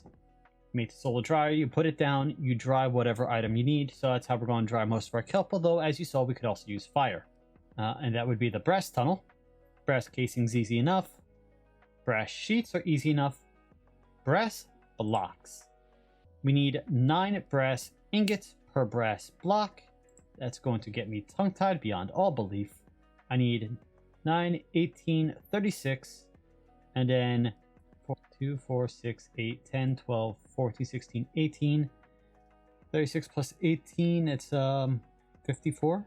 Yeah, that's 54 brass we need, not including that, or that. But we do have right here 20 ingots of copper. I'm going to grab 2 ingots worth of brass, zinc, and make more brass. So we're actually well on our way. But what I can do with these 2 electron tubes, and I need to make more now, but you know, one thing at a time. We can come over here, stick them there, so we know a bit of what we're doing. Okay. I'm out of andesite, aren't I? Yes, I am. Okay. Well, I'm gonna go make some andesite alloy so I can make some more gearboxes, so I can get this going, and then I can show you everything actually running for once. Scratch that. I was going to make this using the whole method of melt andesite down, add zinc, cast it out. Takes a while. I just saw a new recipe. We can melt iron or zinc or tin and pour onto an andesite brick from our melter here and turn it directly into andesite alloy that way. So let's make 4 loose andesite stone, turn them all into andesite bricks. Toss those 2 in there. That's 40 ingots of, 40 ingots. 40 millibuckets of zinc, so 4 nuggets essentially.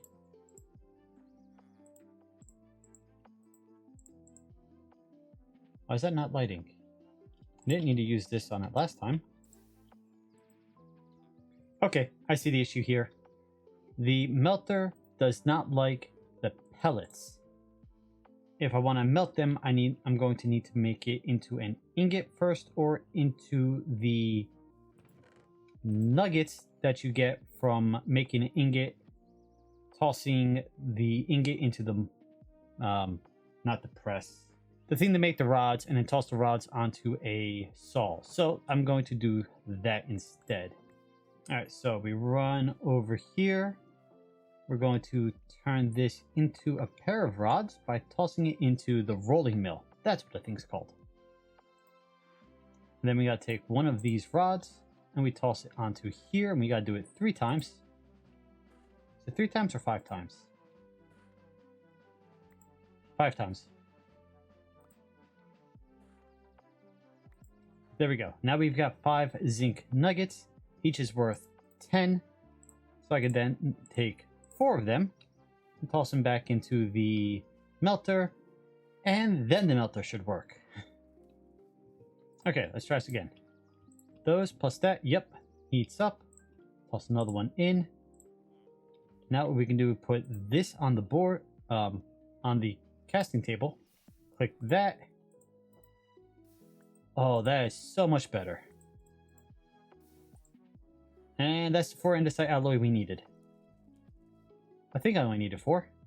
Let's see, then we can take another log. Toss that down there, get our axe. That. Right, and then a gearbox. There we go. So now if we put that there, we take this, turn it into a vertical, and put it right here. Break that off because we're not going to need it there. Then we can feed this fuel and everything should start to run. So let's grab our crushing wheels, put them back up there. Just gonna grab one piece of charcoal for now. Would help if I hit the right button.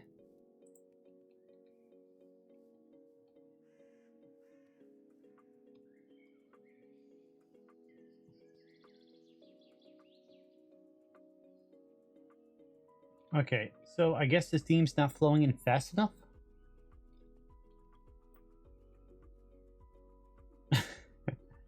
That was too fast. Okay, so after numerous redesigns, I got it working. And we'll just go into free cam because it'll be easier to show you. So, I had the small gear where this large gear is leading into that small gear.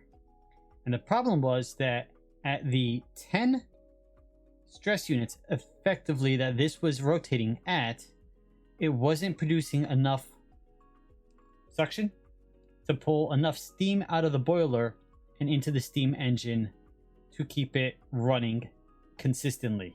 It would slowly fill up, do a cycle, stop. So the way I fixed that is I took a large cogwheel. I have that connected to the gearbox that is being powered by the motor. That large cogwheel then connects to this small cogwheel here and here. This one controls the water flowing out of the tank into the boiler, so that's effectively staying the same, it's just in a different location. This connects to that.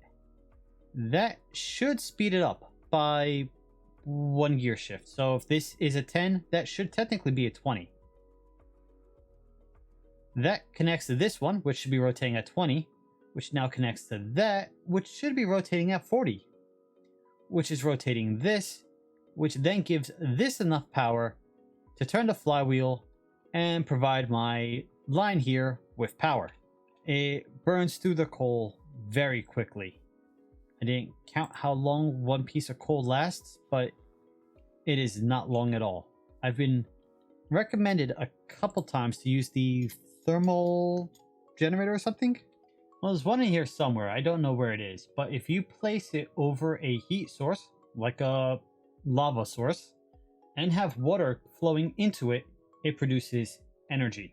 I'm not sure if that's mechanism or if there's one under industrial immersive engineering.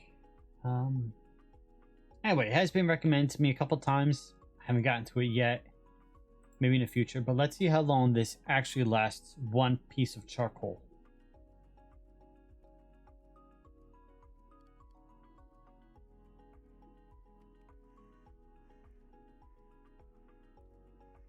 Okay, that was not very long. I didn't have a timer running. I'll put a timer on screen in editing, but at most 20 seconds, probably closer to 15. So that's not a very fuel efficient power source. Exactly. All right, well, we have it set up. We got it working. Now I need to button all this up and figure out what I'm doing next. All right, so this actually has me a little disappointed. I love the steampunk aesthetic. I like games set in a steampunk era. I love working with steam engines, airships, all that fun stuff. And this was utterly disappointing. The fact that it only burns coal for 13 seconds, that's not good enough. I wonder if I can use a bucket with creosote. I'm going to just put that there to get out of the way for the moment. Will creosote power the engine? No, it will not. So, I guess we can only really put coal in there, which means this isn't good enough. So, what are we going to do? Because that's not going to work. I mentioned before, there have been a few suggestions. One is the ThermoElectric generator from Immersive Engineering, and alternatively, I could make the heat generator from Mechanism, the heat generator. This is what I was talking about because I got the two confused. This one, you put, say, lava under it, you pump water into it, it produces Fe, which is same as RF. It generates power. And then we can always use that, the electric motor to power this, to create stuff. And I found a hole. The other thing we can make is the thermoelectric generator from Immersive Engineering. I'd have to look in the book to figure out how this works. I think it also uses heat like the heat generator, but like I said, I'll have to read the book. But I was looking at the recipe, and this is not too bad. We've got steel. We have steel. Easy enough. Copper coil block. We made this before. That takes these LV wire cables, a copper rod, a treated wood plank. Yep. And okay, that's easy enough. This is 5 ingots of copper plus half, so 5.5 ingots of copper to make that. That's not bad. And then we have these Constantine sheets. Constantine sheets. I think that's how you say it. This is made by, you need a double sheet, and double sheet you make with 2 ingots. Obviously enough. The molten Constantine we make with copper and with nickel. We've got nickel, we've got copper. We can do all of this next episode and get that going. So, I think that's what we're going to do. This is unfortunately a bit of a failure. I love how it looks. It's not efficient enough. 1 coal for 13 seconds of power? No, I would need 4 or 5 of these creosote coal ovens going continuously just to make enough coal to keep that burner going. Maybe for short projects, maybe if we need a lot of power in a short window. But at the same time, you know, we can make this heat generator, and it is essentially a passive generator. You just provide it with heat, provide it with water, and it runs indefinitely. So what's the point of using a fuel source for something that can run indefinitely passively? So that's going to be the plan for next episode. Until then, that's going to be it for today. Thank you for joining me today. I hope you've had a wonderful day. Hopefully my trees actually fruit soon. And I'll see you next time. Later. Hello there, and welcome back to TerraFirmaCraft HardRock. I hope you're having a wonderful day. We're just in my creative world here quickly, where I was designing my base, and which still needs a lot of work, because I was playing with these steam engines behind me. And yeah, we're going to look at them for a moment. So there are 3 different tiers. We have the bronze, the cast iron, and the steel. If you have the create goggles on, you can see this tells you how much HU or heat units are left in the burning chamber, and it'll tell you how much stress units and how much speed are being created by the different steam engines. So you see this one, it's still got a fair bit of heat units left in it, and it's producing 32,000 stress units, and well, the speed's 32 because that's what I think I have. Yeah, no, the base speed is 32. You can speed it up, but I haven't yet. But the different burners burn at different rates. So let's just swap these out quickly. Oh, that one's done. That one's done. Okay, so we have charcoal. We've seen how to make that. And then we can also get bituminous coal and lignite in TerraFirmaCraft. Bituminous coal and lignite cannot be used in the burner. We can make coal coke, however, by taking either lignite or bituminous coal and toss them in a coke oven. So that can make us coal coke, and the coal coke is actually much more efficient than charcoal. So if we put the charcoal in, you see we get 30,000 heat units from 1 piece of charcoal. That makes this spin at 16,000 SU, which, let's be honest, that's a lot better than the create steam engine. If I just build one of those quickly. Oh, Okay, well, I was incorrect. One steam engine from Create also creates 16,000 stress units. So the blaze burner with this very basic setup produces the same amount of stress as this does, except one charcoal will burn for 80 seconds in a blaze burner. Now, to get the blaze burner, I do need to go into the nether, and we can technically do that right now. I would want to make myself some armor before we do, though. And I'd also have to check what the recipe is to make the actual blaze burner. So this is as efficient as this, but that burns for 5 times longer. And, well, the reason I didn't do that in the first place, because I did get quite a few people asking in the comment section, is I've done this in my last 3 series. Vault Hunters, Series FirmaCraft, and All the Mods 9. I wanted to do something different. I've never used this mod before. I figured it'd be a nice change of pace. No, it wasn't. As I was showing earlier, charcoal burns for 13 seconds, gives you 30,000 heat units. Coal coke gives you 60,000 heat units, so it's going to burn for about 26 seconds. Yeah. And the different burners burn through the heat at different rates. Actually. Oh, wow. It gave 70,000 in that one. Did I miss?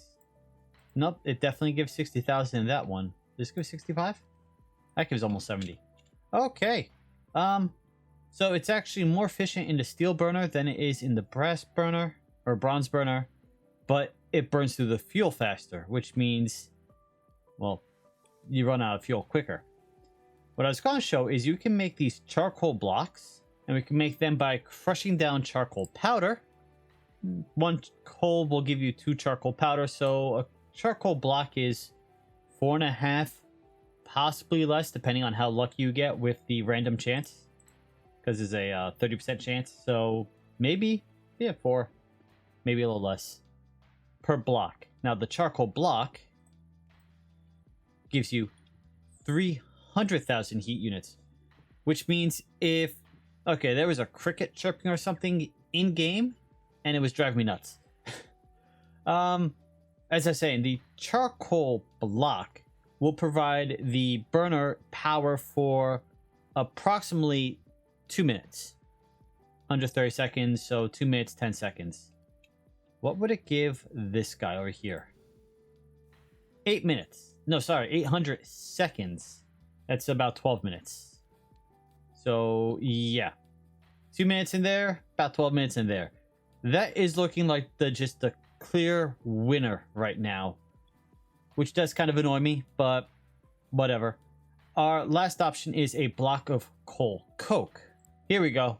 We can compress 9 coal coke into 1 block of coal coke. And the block of coal coke has over 600,000 heat units, which means that it will burn for about 4.5 minutes, if not a bit more.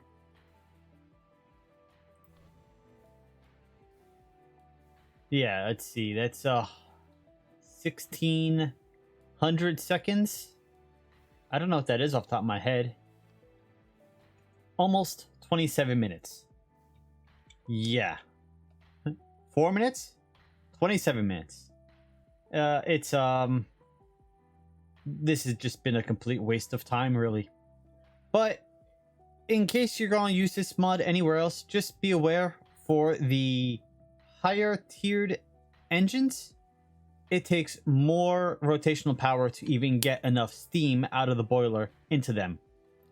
So for the brass burner, it takes 32 rotation, a speed of 32 to get enough steam out of the boiler into the steam engine to get it to run. For the cast iron, it takes 64. And for the steel, it takes 128. Might be able to go a little bit slower, but you see it's just pretty much doubling. And that's what you need just to get this to run.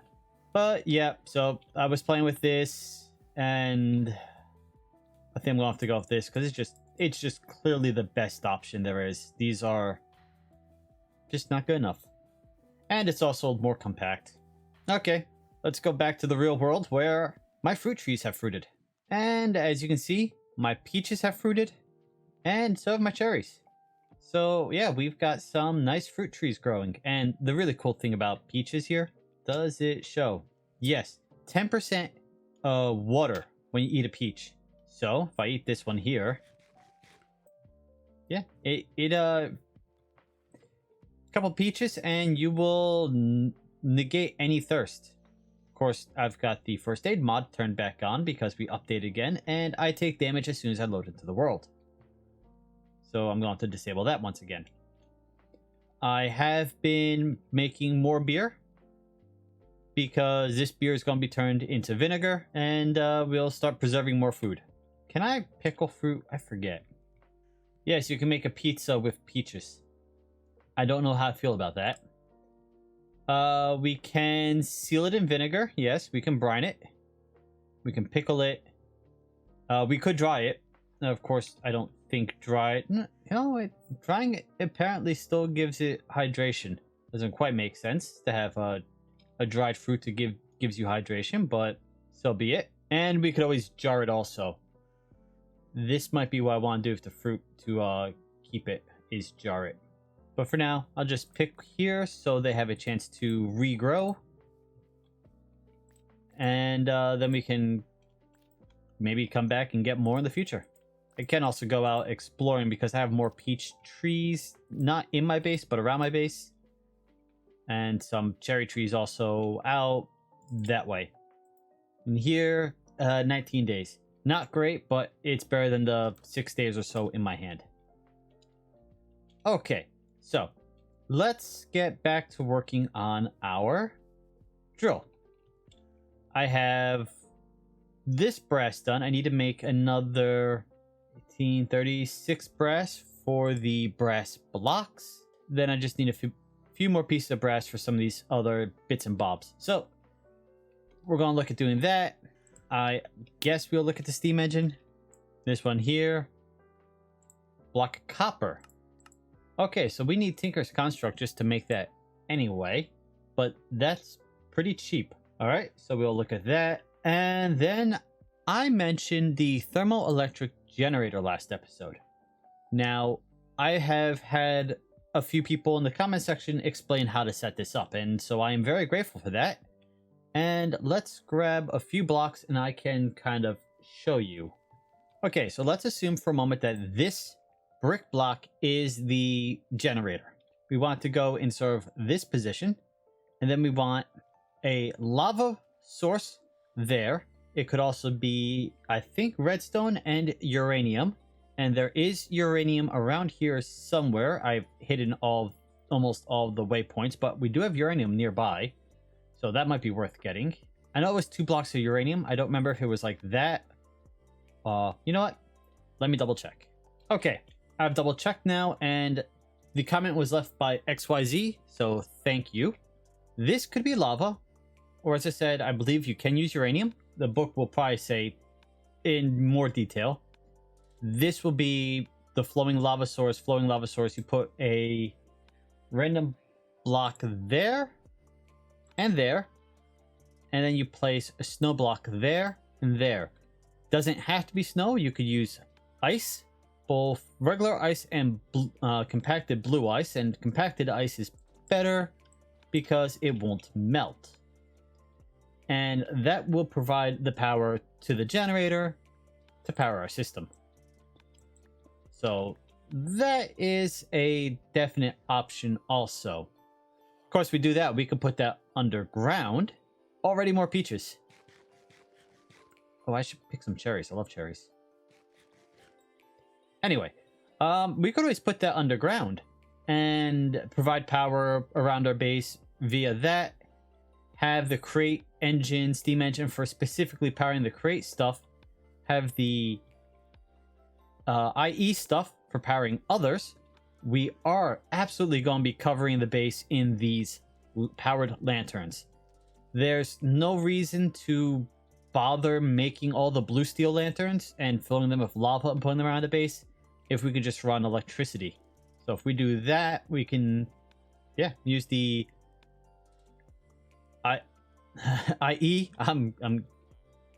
immersive engineering, the IE, put it underground and then send it out. And then also I can institute a idea someone else mentioned, is having underground tunnels to get from like there to there or there, and you know, have power run underground too. That could be kind of cool. Might want to actually put a second floor and a roof on my house before I really worry too much about running underground tunnels though. But that's where we are now. I'm going to get back to work on this, and I should, yeah, I don't see why not. We should be able to get this up and running before the end of the episode. Okay, I got a bunch of stuff done, so let's jump back in. We gotta make our solar dryer here, 2 copper rods, piece of glass, and a drying mat. I made these drying mats before the recipe was removed. Without the drying mats, you could use either leafy kelp, like that, or fruit tree leaves. But since I already got the drying mats, might as well use them. And this makes a solar dryer. And naturally, the sun's setting, so we don't have sun to dry. But we're going to put that there. I cannot click the kelp flower in, but I could put the leafy kelp in, and that will dry over time. And that'll give us what we need to make a andesite funnel. So that's what this andesite casing for is right there. Next, I want to turn this copper casing into a item drain. And we just need to click it with a iron bars. So now it's an item drain. We can pick this up and put it over here, where we temporarily have this set up.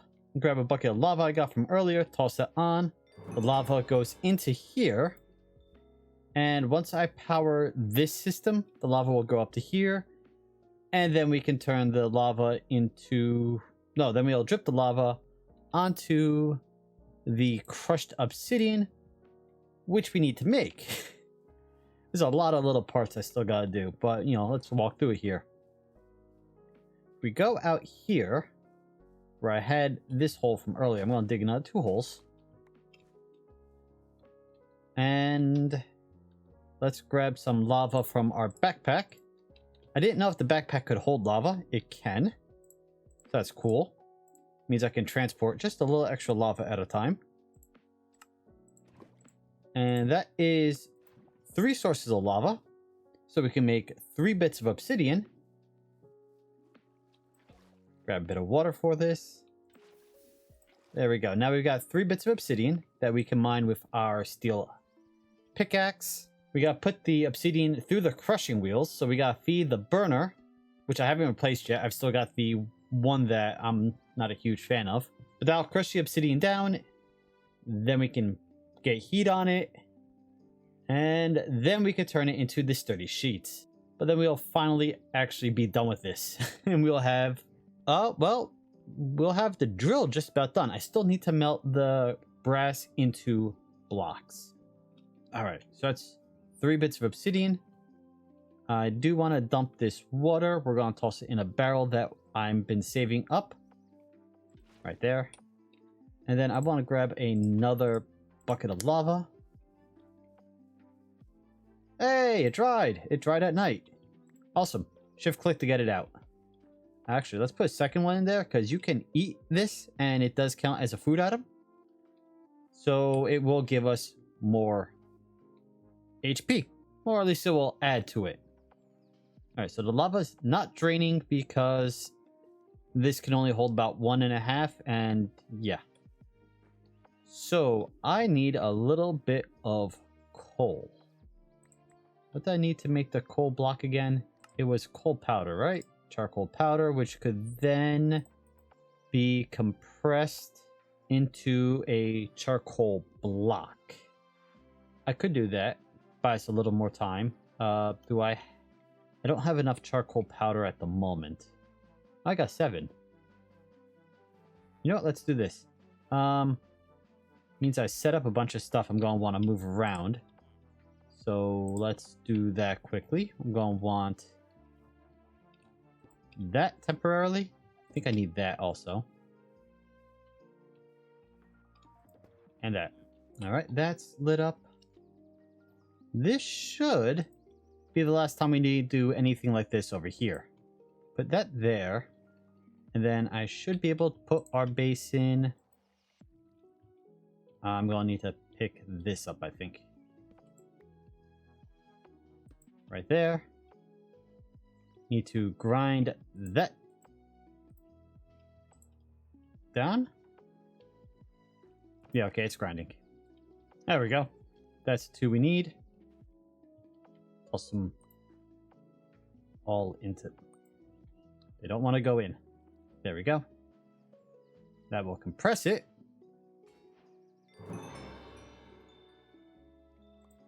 Now we got a charcoal block. All right. Let's pick this stuff back up. Put that back down so I don't accidentally fall in. And now this will last us about 2 minutes. So that should be enough time to make the charcoal. Not the charcoal. The crushed obsidian.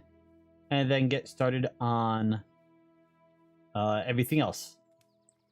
We should be able to get the sturdy sheets done in one go.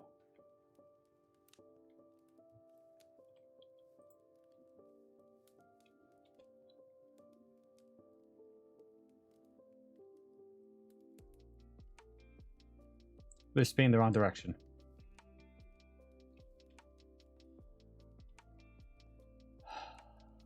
How did I mess that up? Boy, it's a good thing we went out of our way to make the stuff that lasts longer, because now we need it. Okay, that. Turn that into that.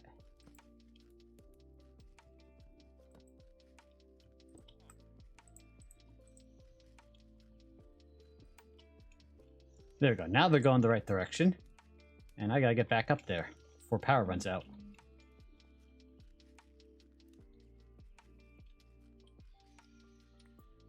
There we go.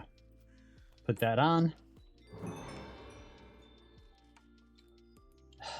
And power ran out as I got to that.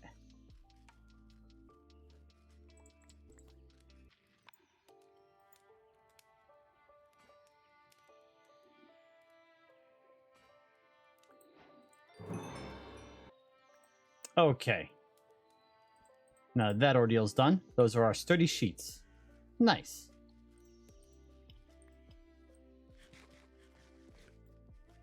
Okay.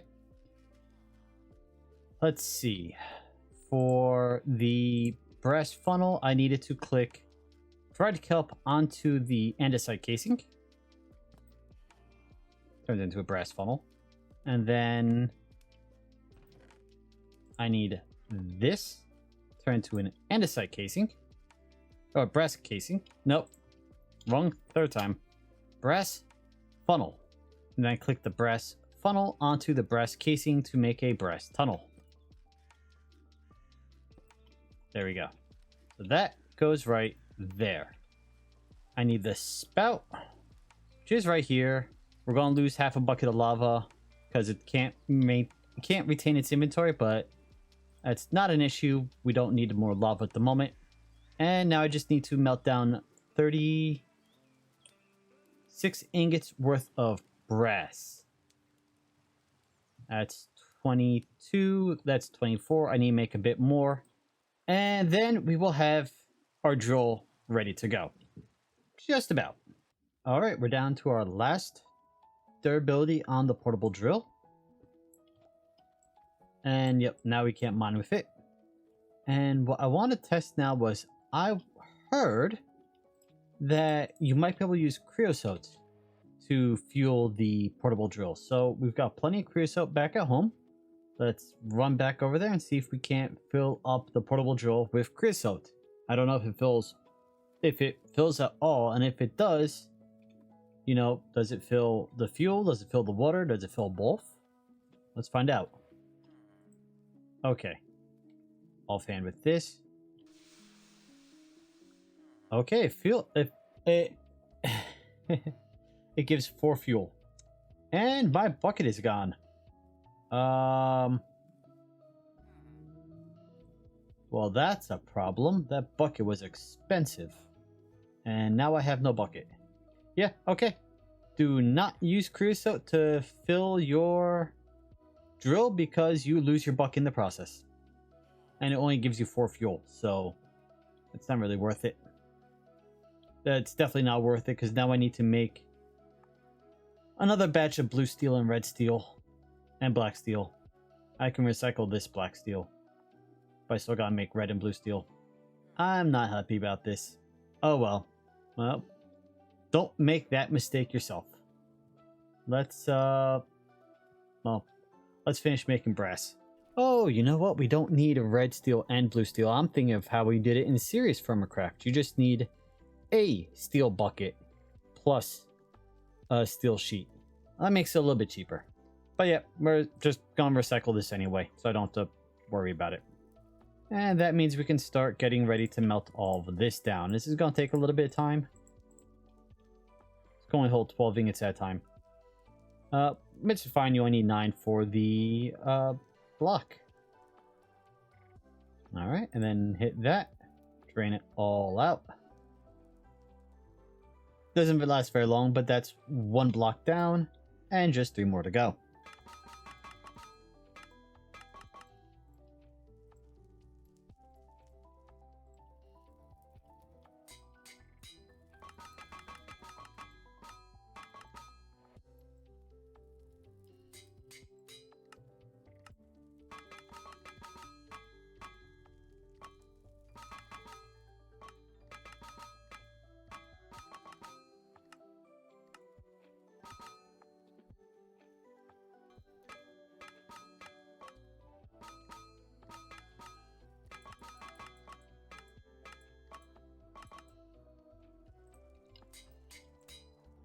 There we go. Bucket replaced.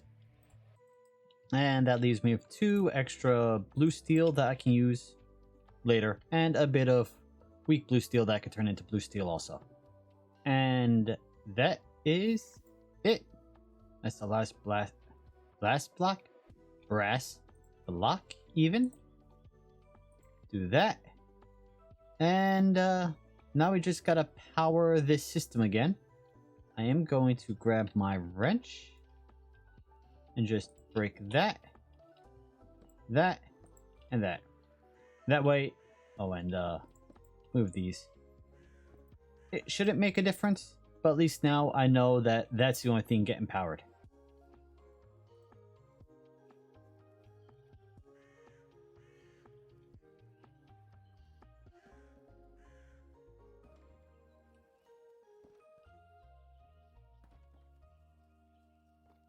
Uh-oh. Oh, I didn't fix that. Well, see, that's what happens if you don't check everything first. And I have wasted the fuel. Okay, take 2. Let's try this for the first time.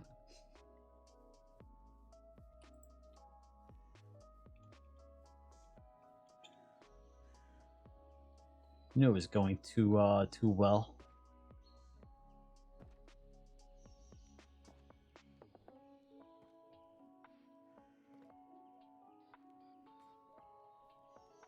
Boom.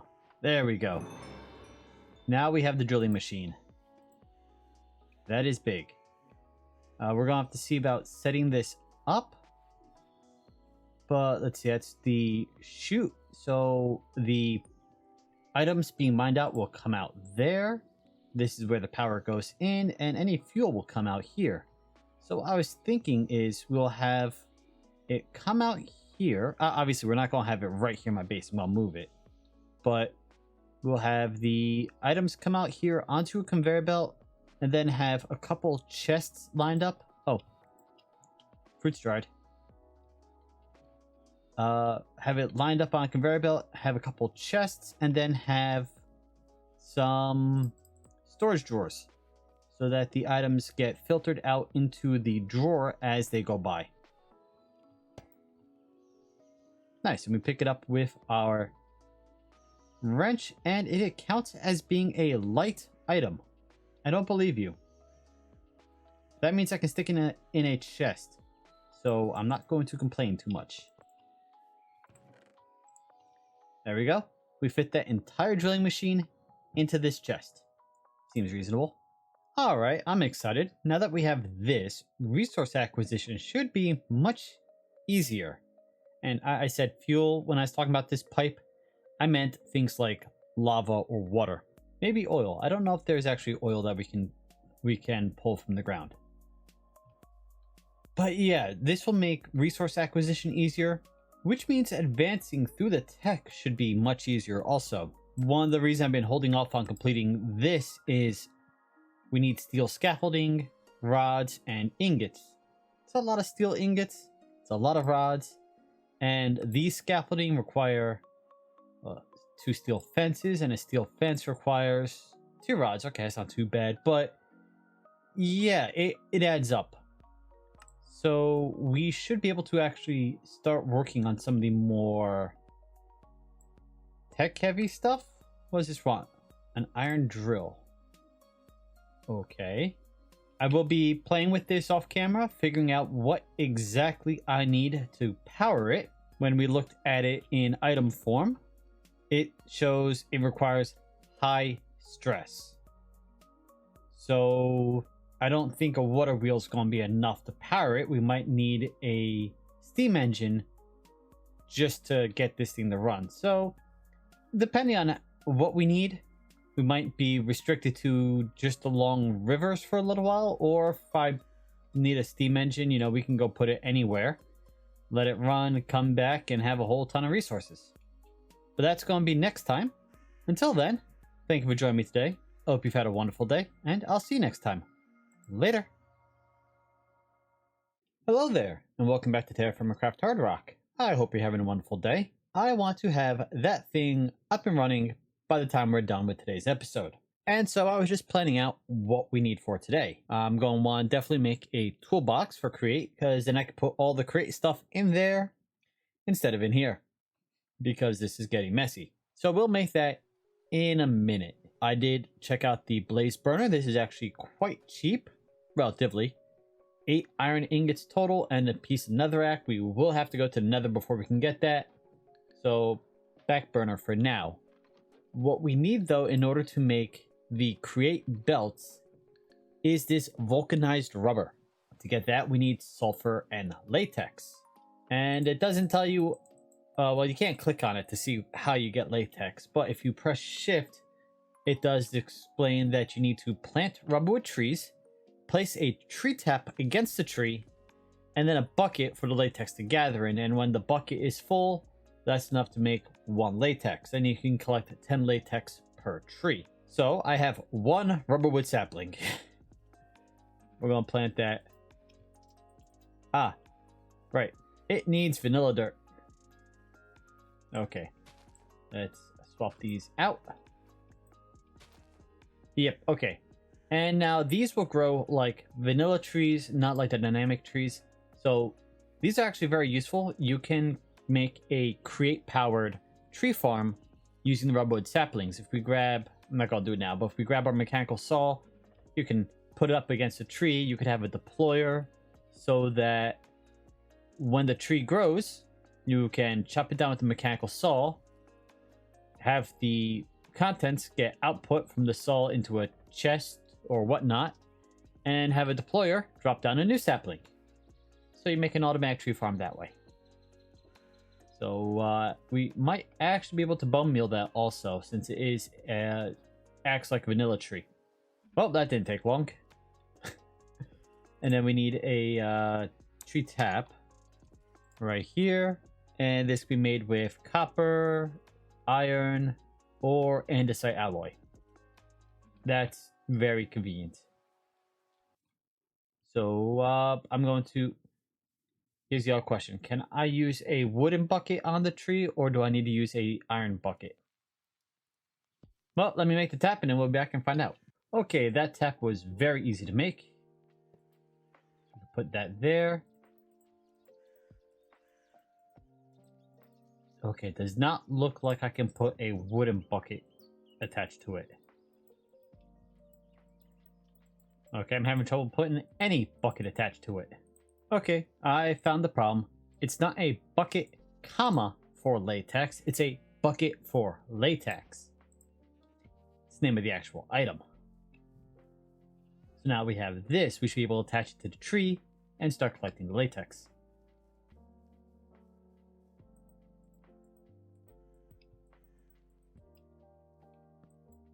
There we go. Now this will collect the latex over time. You saw it already had 2. Now it's got 46. When it hits 1,000, that's 1 latex. You can get a total of 10 latex per tree.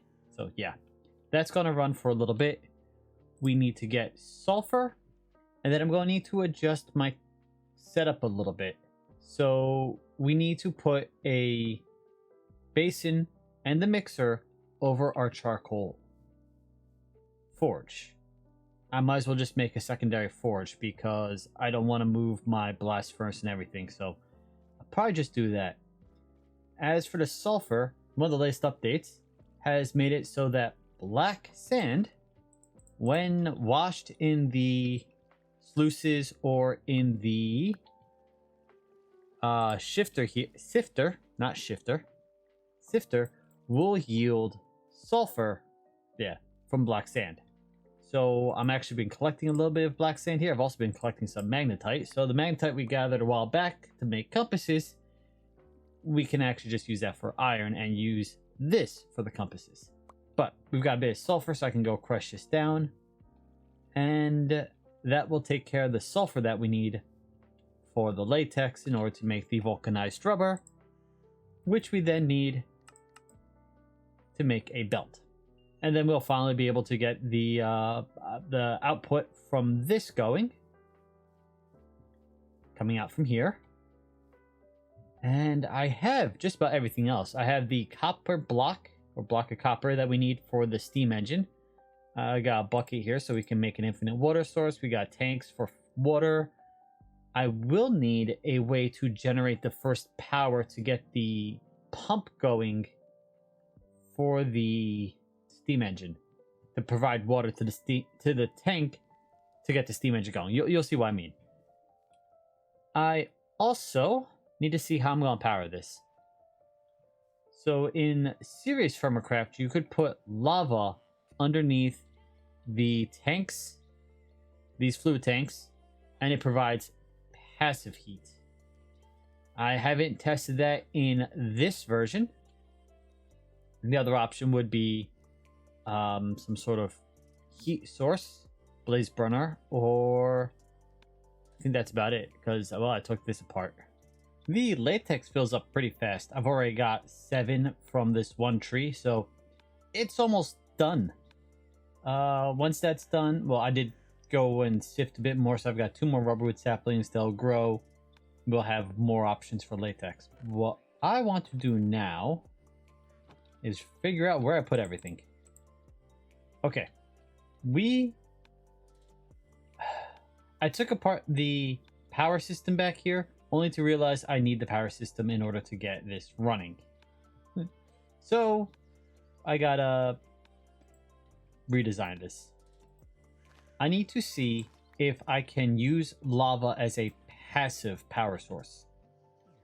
In Create, if you do lava on the ground like this, it will produce, with one steam engine, just the base 2,000 stress units at a time. I'm reusing stuff, and now I've got to figure out how I want it done. Okay, well, let's turn this to a steam engine there. So that's the basic steam engine. Can't rotate it. Attaches there. And then we need a shaft to go there. Ah, right. Okay. That's too far. So we want this all moved over by 1.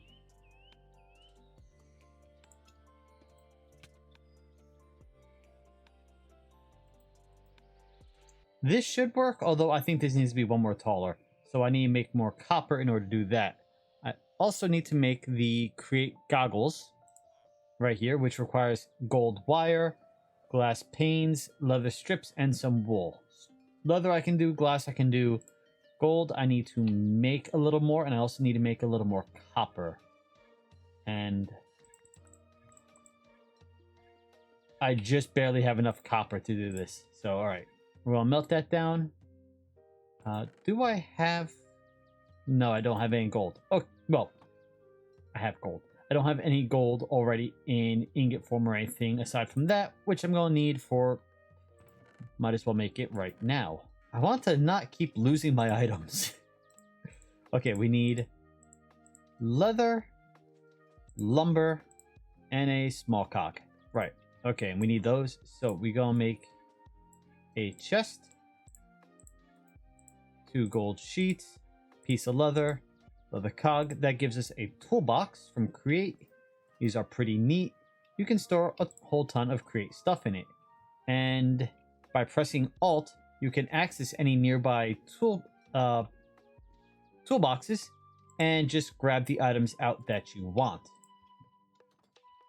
So we can toss our pipes in there. We can toss our cogwheels. And it's not just create.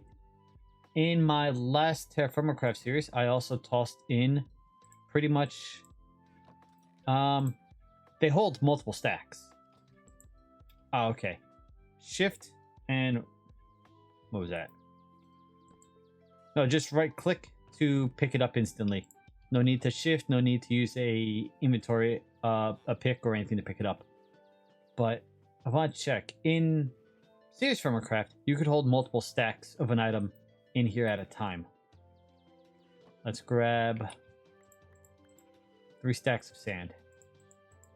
Yes.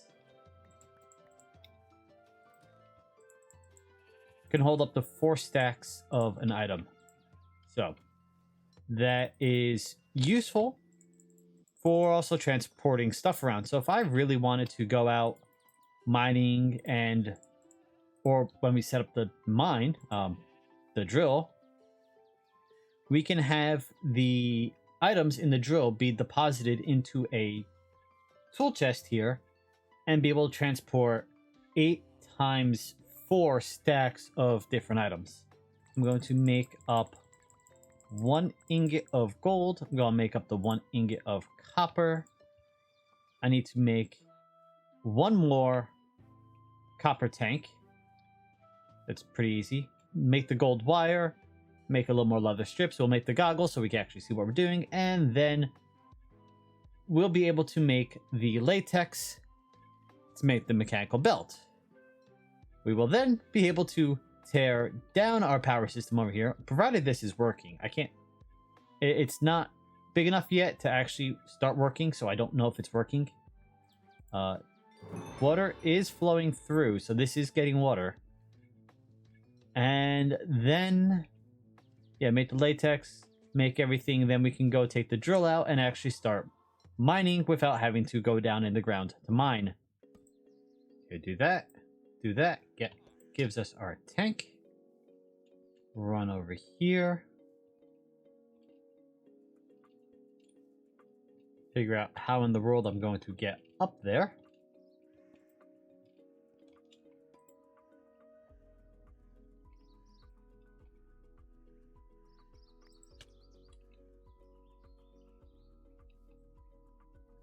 There we go. That should help recover some health.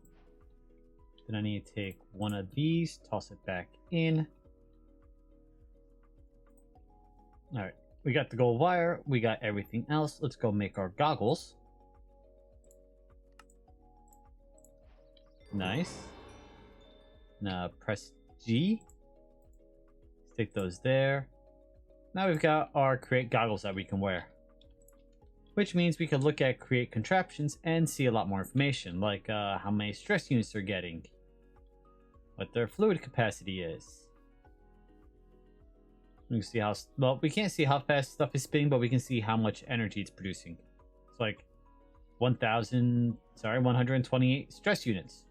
That's actually pretty good, though it's spinning very slow.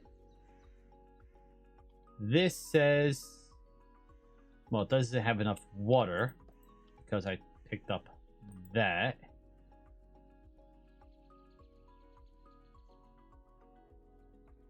It's not going fast enough. Okay. I need to move this. It's not going to work here.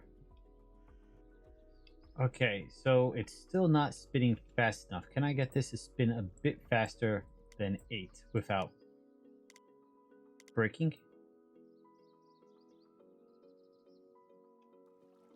We can do 12.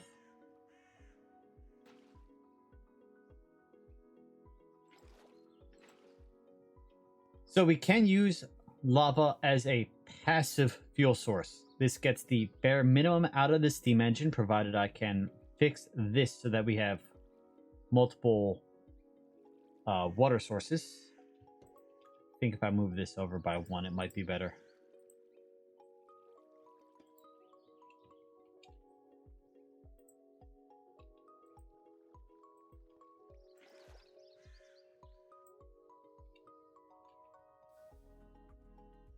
There we go.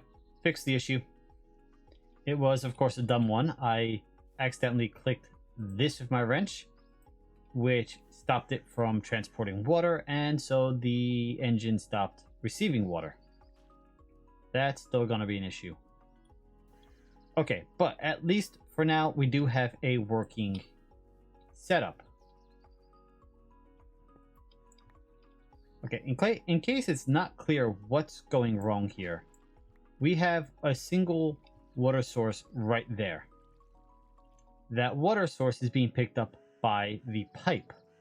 And so therefore the water source is disappearing. What I need to do... This is going to be temporary, but temporary is better than nothing. Move that there. And that should allow that to become an infinite water source. To always be replenished when it gets picked up. So now this will always run. Nice. Okay. It's a very, very bad setup, but it works for now. Which means that all of these should work. Would really help if I had this as the right type of gearbox. There we go. So now I disconnected this because that takes a lot of stress. That's not hooked up. Takes a lot of stress. These don't take much stress. But that means this is working.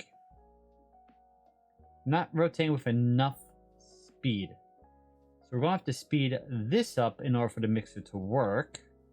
And that's what we need to make the latex work. So that's the next task. Get the latex, get this sped up. We can do that by shifting, not close enough. There we go. By doing some gear ratio stuff. And then that will work.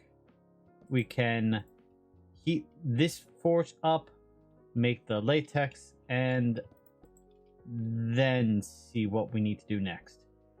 So we're going to go from a large cog to a small cog. And is that going to be fast enough? That will be fast enough. Okay.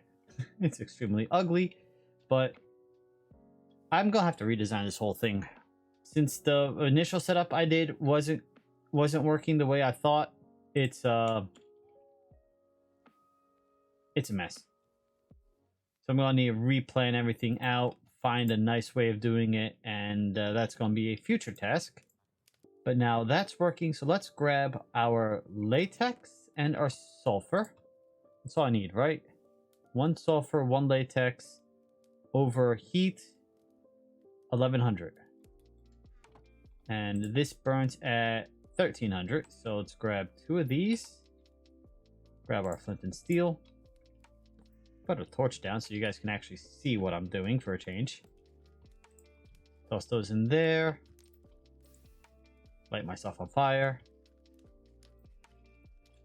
And then one of those, one of those. And once this gets heated up, you know, I can just toss all them in, I think. Yeah. And once this gets up to temperature, this will automatically start spinning, and we will have our vulcanized rubber.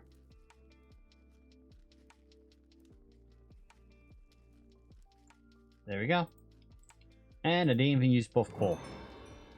So that's our vulcanized rubber. After this now, we need to apply dried kelp.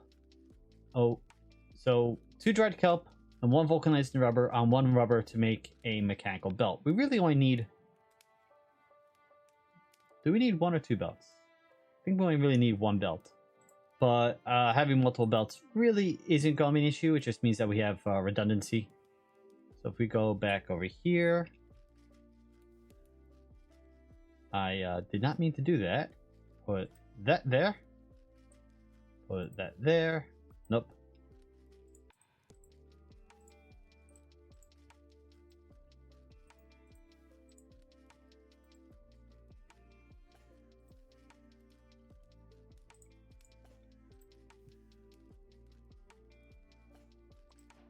And that's 1 belt.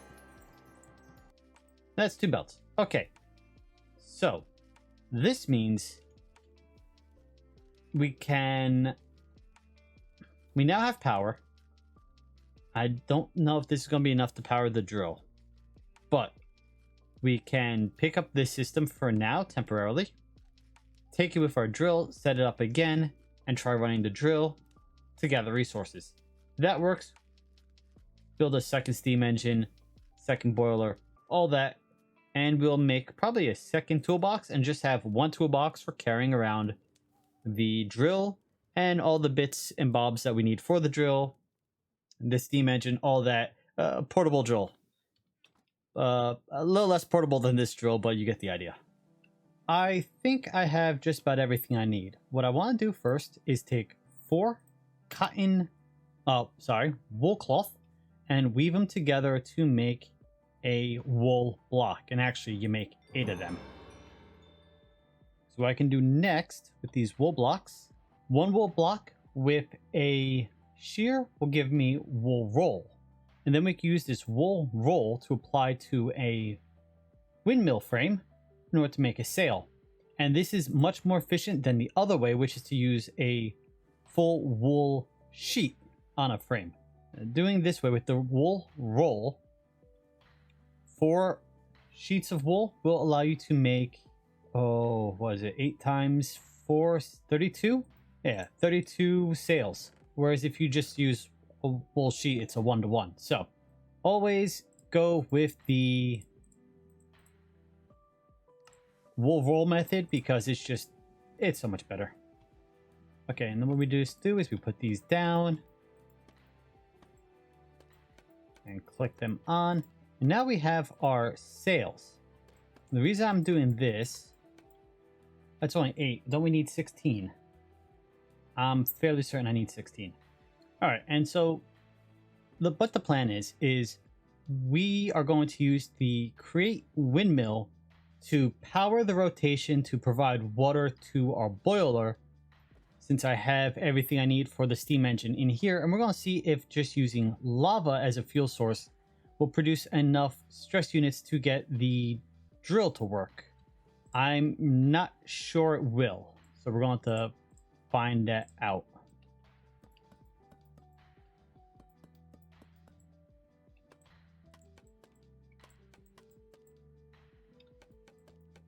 Okay, we have a copper deposit over here, so this is where we're going to be trying to build the drill. And by the way, in the quest book, it mentioned needing a drill head for it. Let's see if I can find it. Yeah, it mentioned a drill head, geologist or vein finder. I might need to make that. All right, well, we'll try this anyway. We need the drill head for the drill to work. So that's what that's for. We have our power input there. That's going to be our steam engine. All right, so that provides it with heat. That provides it with the steam engine.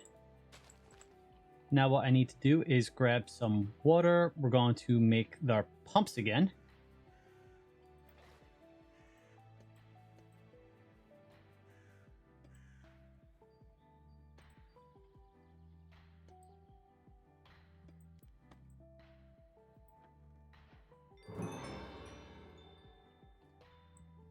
Okay, so we've got a windmill going very slowly. 400 stress units, but very low biome and height efficiency. So that's what I meant about having the picky windmills and picky water wheels mod. Is we're losing so we have 0.75% efficiency from the biome, and then less than half efficiency from just over half efficiency from the height. So if we built that taller, it'd run faster, but I just needed to pump these, and that's not pumping fast enough. Okay, well, the obvious answer is I'm going to go make some more shafts and just build this up a bit taller, since this is not gonna cut it. All right, I've made quite a few more, and I've even set up a gear shift down there, so this should hopefully work.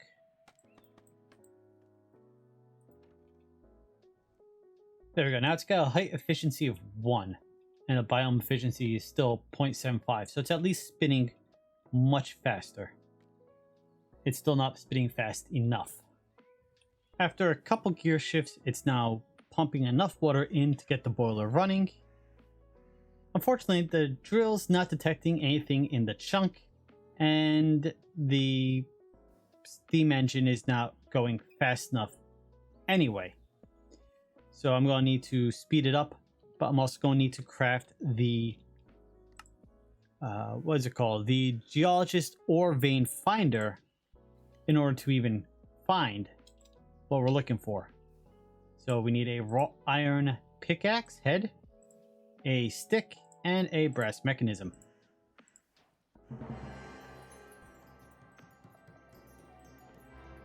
Found in chunks, nothing nearby, nothing, trace of nothing. These are not using the TerraFirmaCraft. See, I found deep water. Resources. So over here is my copper vein, or my copper mine, which has collapsed on me. That was fun. It's a mess down there. But yeah, it's not detecting any ore, so yeah, that drill does not detect the ore in the same way that it's generated in the world. So it might assign, hey, this chunk has this ore, but it's not. It doesn't appear to work the same way that you mine down and you can actually find the same ore. Or I can't pop that down on top of something and get it to extract the ore that's from TerraFirmaCraft that's in the ground. Right over here, there's a zinc. I have a zinc mine down there. Okay. I know that one. Well, I say it's nickel. Okay, so the good news is we got the drill to work. The bad news is it's not on top of a vein, so we're not actually getting anything. We do also have to speed up the rotation, which I can do with cogs. So that's not too much of an issue.